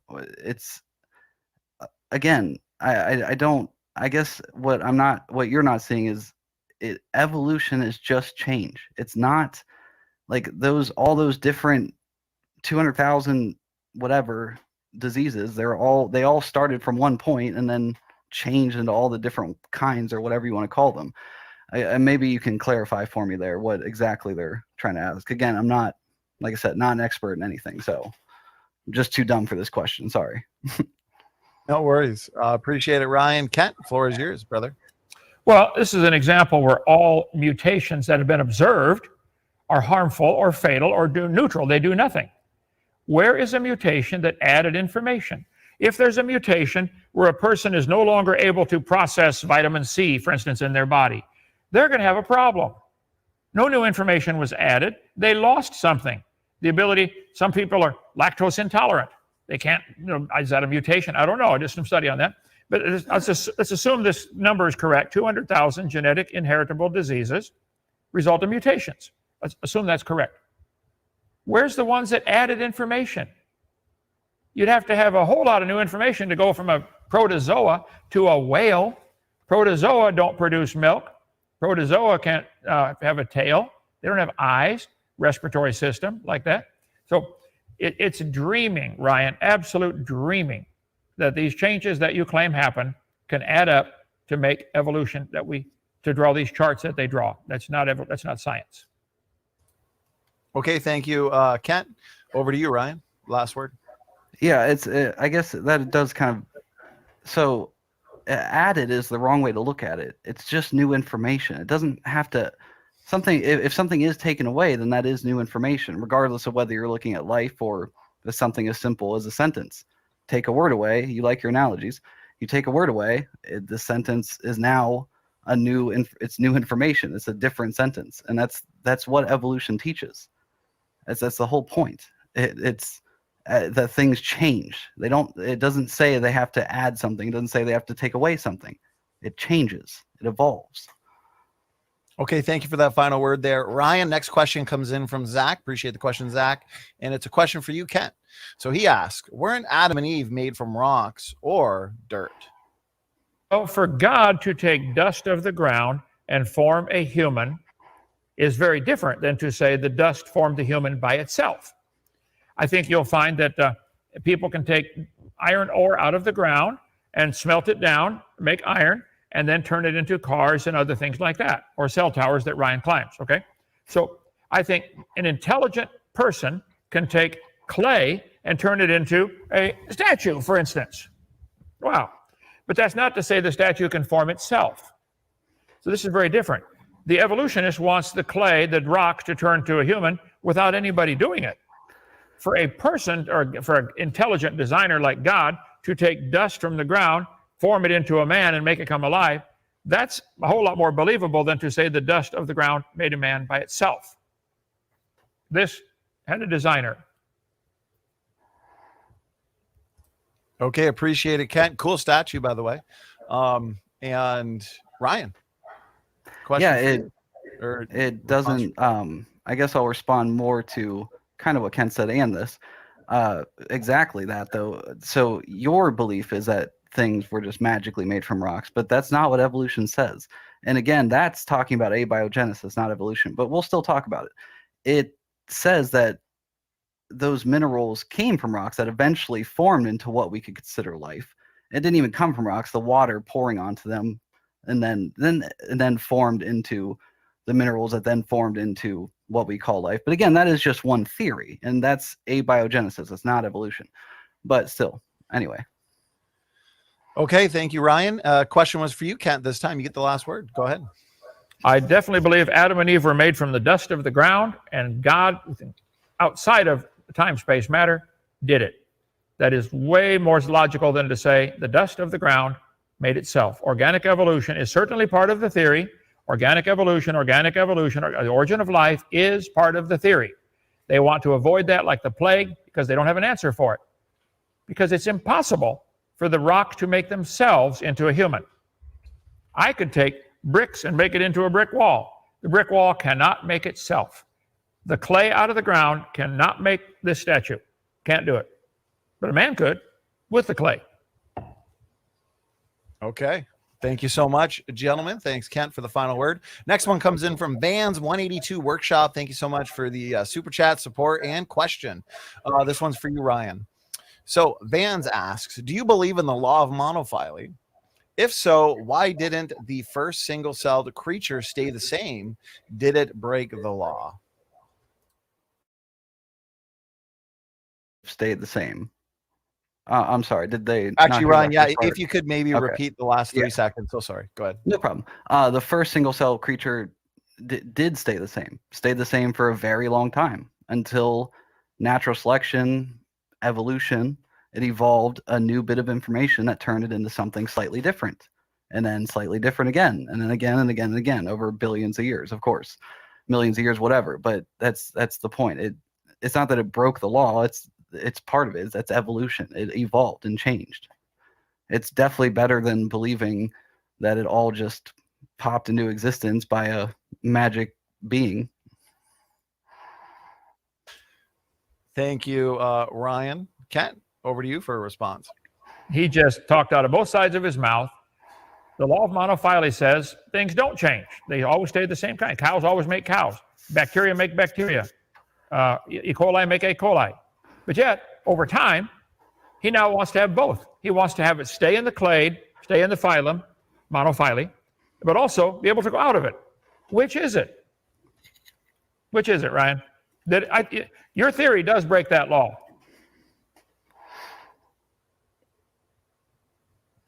Ryan, you can respond or have the last word.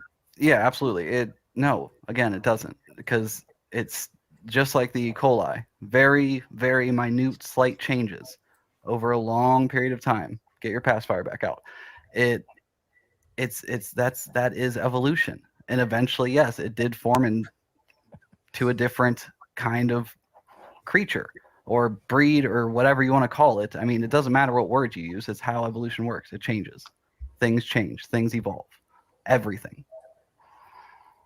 Okay, thank you. And gentlemen, thanks for making the debate fun and one to definitely talk about and remember. So question from Mark Reed. Question is for Kent. Mark Reed and Kent will be clashing this Friday. Should be fun. So Mark asks, you claimed that humans would stop at Adam. Can you demonstrate that claim? No, I believe the Bible is true, and all humans came from Adam and Eve. That is my religious belief. Could I prove it scientifically? No. I think I could prove that humans always make baby humans. That's all any medical doctor is going to say he's ever seen. So to think that humans came from a protozoa is ridiculous. Or I'm sorry, a protozoa or E. coli, whatever. So I don't have to demonstrate that claim. I don't have to prove that. The burden of proof is on, let me show you one more time here. Evolution is on trial, not creation. You guys, I admit mine's a religion. You don't admit yours is a religion. Ryan has yet tonight to admit evolution is a religion, but it is. It's on trial. Where's the evidence for it? An E. coli learning to eat something new is evidence for those charts. That's one little tiny bit. The only thing he's got is billions of years. So it happens in the imagination. Wow, just imagine. Maybe it happened. It's all imagination. It's not science. Okay, thank you, Kent, for the response. Ryan, over to you. The floor is yours. Yeah, again, like that was part of my point too. You have no evidence for any of this, and we do. That's why it's not a religion. And also, there's no social structure. There's no moral code. Evolution isn't a religion. It's a theory, just like the Big Bang Theory. They're all theories, not religions, scientific theories. And before I forget, Robert Baty says hi, Kent. Almost forgot that. Job. Okay. Oh, Kent, can you repeat that, brother? You're on mute. So sorry. Oh, tell him to get a real job. Okay. Go ahead. Okay, here we go. Next question comes in from Boomer21. Thank you so much for the support and question. So this one is for you, Ryan. The moon's orbit travels 1.5 inches yearly away from the Earth. So please explain the presence of the moon for a 4 billion year old Earth. Yeah, it does travel away from the Earth, but it hasn't always traveled at that rate. And like, you're just not comprehending the scale of the universe, I guess, there, and how big and far away these two bodies are. I understand where you're coming from with this, and I do get it, but be careful down that road, because you're kind of slipping into almost flat Earth territory there, and you gotta really be careful when you bring up space to try to refute evolution, especially in this sense. Like, that is something that's easily observable. And you can go back and see, with math, of course, how it would have had to have traveled just a little slower at previous points in time, especially the further back you go, because the gravitational pull would have been stronger. Okay, thank you, Ryan, for the response. Kent, over to you if you had anything to add. Okay. If you give me 1 second here. Slide number 505, Alt-DV 505. On my video number 1, I talk about this very problem. There's a problem. The moon is indeed receding. It's leaving us about 1.5 inches a year. The questionnaire is absolutely correct, okay? The moon is moving away from the Earth at the rate of 4 centimeters a year, okay? Forbes did an article on that a couple years ago. Will the moon ever leave the orbit? Yeah, eventually it'll have to leave. Be a long time. We'll all be dead by then. Why is the moon leaving us? Physics.org, okay? The moon's orbit is expanding 3.8 centimeters per year, about 1.5 inches, like the question was. Well, there's a law in physics called the inverse square law. If you brought the moon into 1/3 the distance, you take that fraction 1/3, flip it over, and square it. It's 9 times the gravitational pull at 1/3 the distance. They've done all the math on this and find out, wow, the moon was closer. How close can you get before it snaps together like two magnets? 1.4 billion years ago.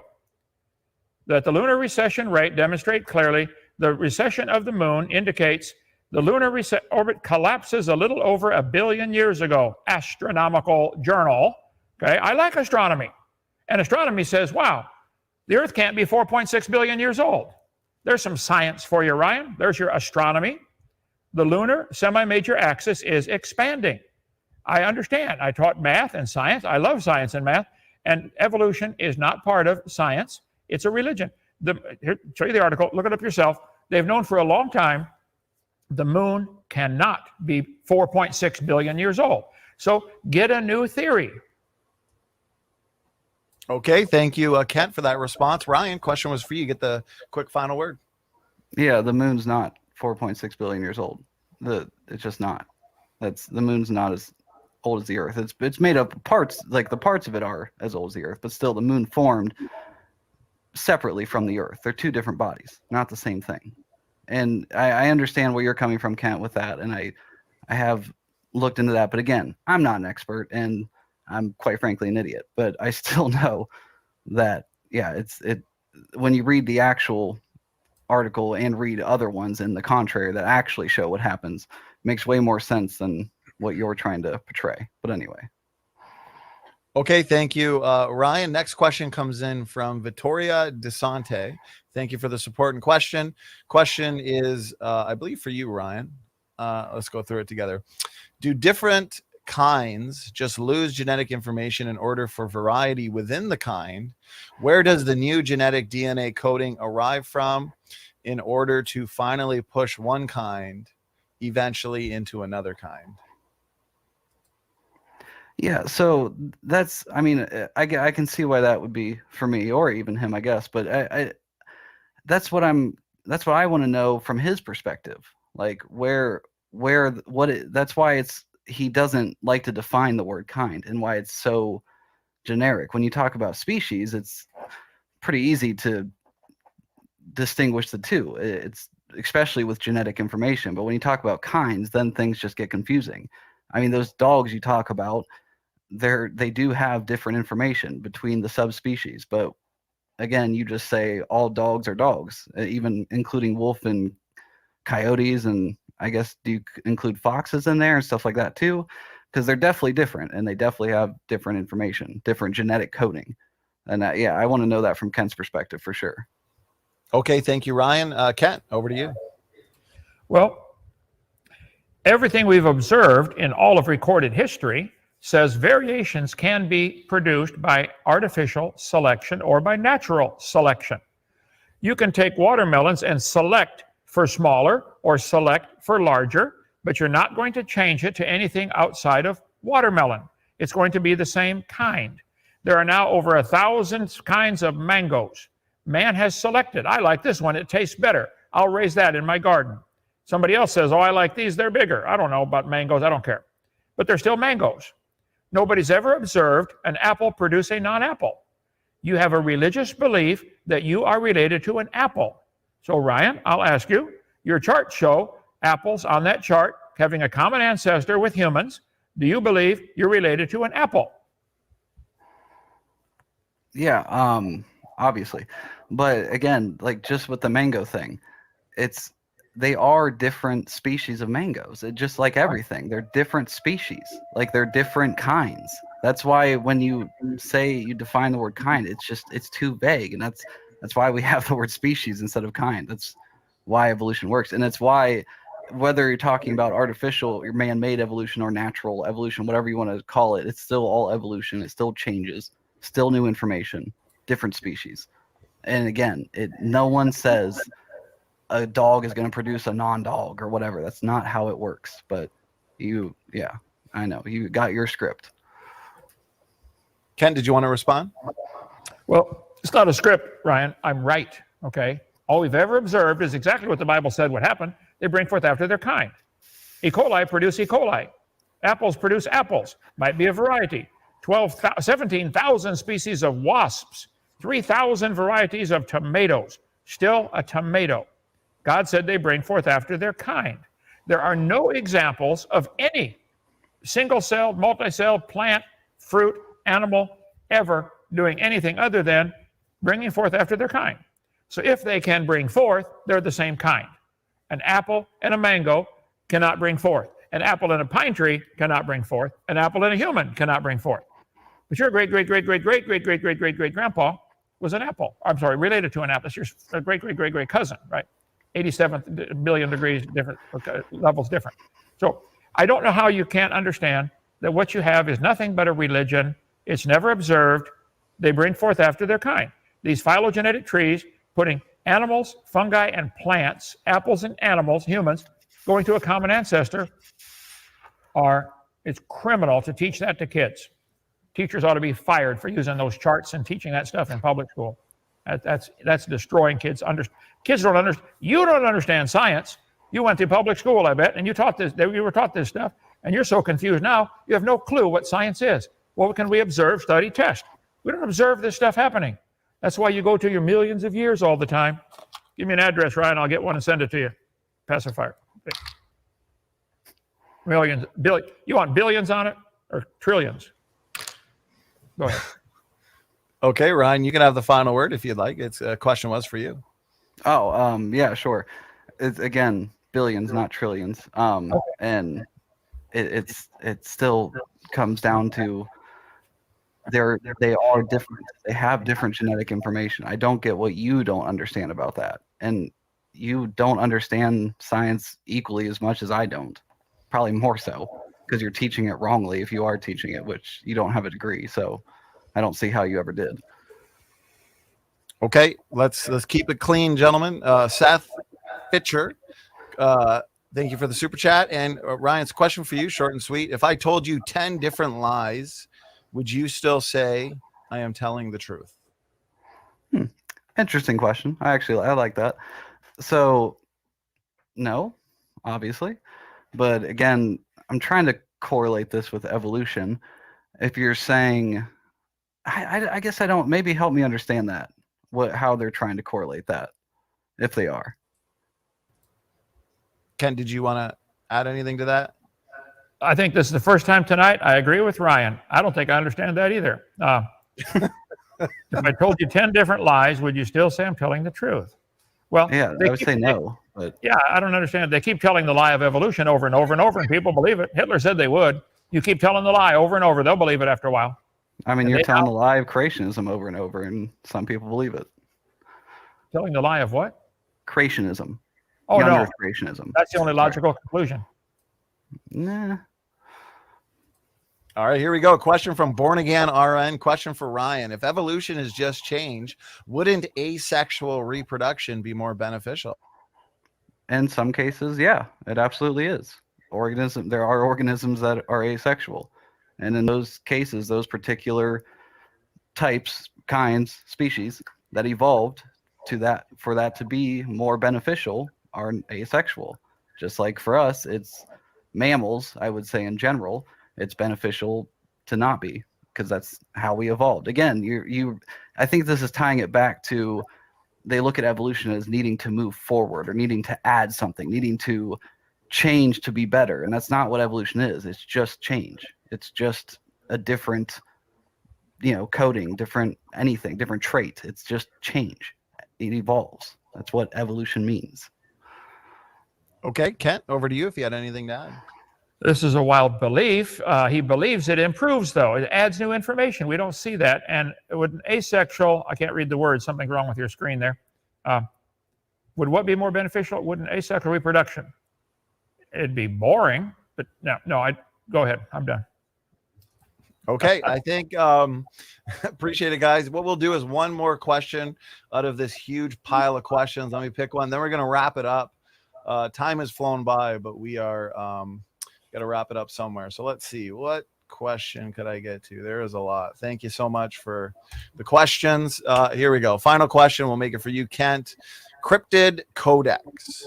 Why aren't plants and animals found together in fossil beds? Why aren't plants? Well, the question is invalid. They are found together. Right. All kinds of things. There are fossil graveyards where there are bazillions of things tangled up together. I think if there was a flood that killed everything to make the fossils, the plants would tend to float at a different level than animals. They might be sorted a little bit based on body density. But as far as them being found in the same fossil graveyards, the question is invalid. They are. All right. Appreciate it. Ryan, anything you'd like to add? Yeah, let me add a little bit to that question, actually, because maybe they weren't meaning this, but it seems to me like because you say they're found together, but they're not. I mean, they're all over the world. There's different layers based on age, and that is without a doubt how it is. And if it was a giant flood, all of the layers should be mixed up, and they're not. The majority are all in the same age groups or age ranges, if you will, to keep it as simple as possible. There are certain examples, of course, if you cherry pick, like you like to say, what about the tree going up through them or whatever, localized floods, volcanic activity. But still, in general, they're all found in different layers, depending on age, different types or kinds of plants and animals. All right. Thank you, Ryan. Kent, you get the last word. Well, I think Ryan's been trying to say here, plants they're different layers than animals because they lived at different times. Ryan, there are plants alive today and animal. I got them in my yard. Yeah. So what do you mean? Plants plants and animals are still together today. Any sorting we see in the layers of the earth is much easier to explain with hydrologic sorting. Water automatically sorts things. Here, Ryan, I could send you one of these. Different color sand. If you tip it over, it'll make multiple layers in seconds. The flood made all the layers. There is no geologic column. I know that's your Bible and it hurts your feelings. It doesn't exist. There's no geologic column. The layers of the would contain different animals and plants a little bit based upon their body density. I bet clams are found in the same layer because clams have the same body density. Birds might be in a different layer because birds are lighter than clams, pound for pound or per cubic centimeter. So I think there's a body density problem. Got nothing, or maybe habitat. Clams might be found at the bottom because they're already at the bottom when the flood starts. Birds might be found on top because they're the last ones to die in a flood. Got nothing to do with evolution. And all the layers form when the water's moving sideways. You get multiple layers at the same time. You need to watch my video number 6 about Noah's flood. To tell the kids the top layer is younger is to completely defy logic. Where's the top layer coming from? Outer space? Moving it from here to here doesn't change the age of it. You guys never answer the question. If I shuffle a deck of cards, is the top card younger? Shuffling the dirt around on the earth doesn't make one layer younger. You're not getting it. You don't want to get it. Bible says scoffers who scoff at the flood are willingly ignorant. 2 Peter 3. Write your name on that Bible, in your Bible by that one. Okay, thank you, Kent. Gentlemen, that concludes the debate. We've made it to the end. Thank you so much for the time you have both given to us, basically 2 hours. So thank you so much. Quick final words, final thoughts. Brian, thank you so much for being willing to debate this topic and taking the Evolution Debate Challenge. Quick final word, final thought. Yeah, just want to say thank you again. And even though we are always going to disagree, I would definitely love to come back and talk to you more about this. I guess just as a final thought, the layer thing again, they are different. I mean, they're again, why when you go down farther does life get more primitive? Why are the single cell organisms on the very bottom layer? I mean, you're not, and it's not plants and animals living in different times. It's different kinds of plants and animals living in different times. But anyway, thanks again, and I appreciate you, moderator, Donnie, and appreciate you, Kent, for having me. All right, thank you for those final thoughts, Ryan. And again, yeah, we'd be happy to have you back for sure. Okay, Kent, thank you as well for doing this. Final words, final thoughts. I'd like to point out the obvious. There are single-celled creatures alive today. They're still alive. Finding them in a different layer doesn't mean their age is all. God's not a man. The devil's a liar. God promised he would give you eternal life if you believe on him. Whosoever shall call upon the Lord shall be saved. I did that 53 years ago. I'm going to heaven. I'm a guilty sinner. I've broken God's laws. Ryan, simple question. If you died today, where would you go? You climb cell towers for a living. I hope you live to be 100. But I guarantee you're going to die one day. Going to be a rock with your name on it. Then what? You think you sure? Are you sure? That's it? That's the end of it? If not, call me. 855-BIG-DINO, extension 3. I'll take your call. We can talk off the record. I'll explain it to you. That's it. Go ahead. Okay, Kent, Ryan, thanks for those final words, final thoughts. To the audience, thank you so much for being so engaged in this topic. A ton of questions were sent in. Thank you so much for that. And Kent and Ryan, we're going to let you gentlemen get out of here and get some sleep. God bless. All right. Have a good night.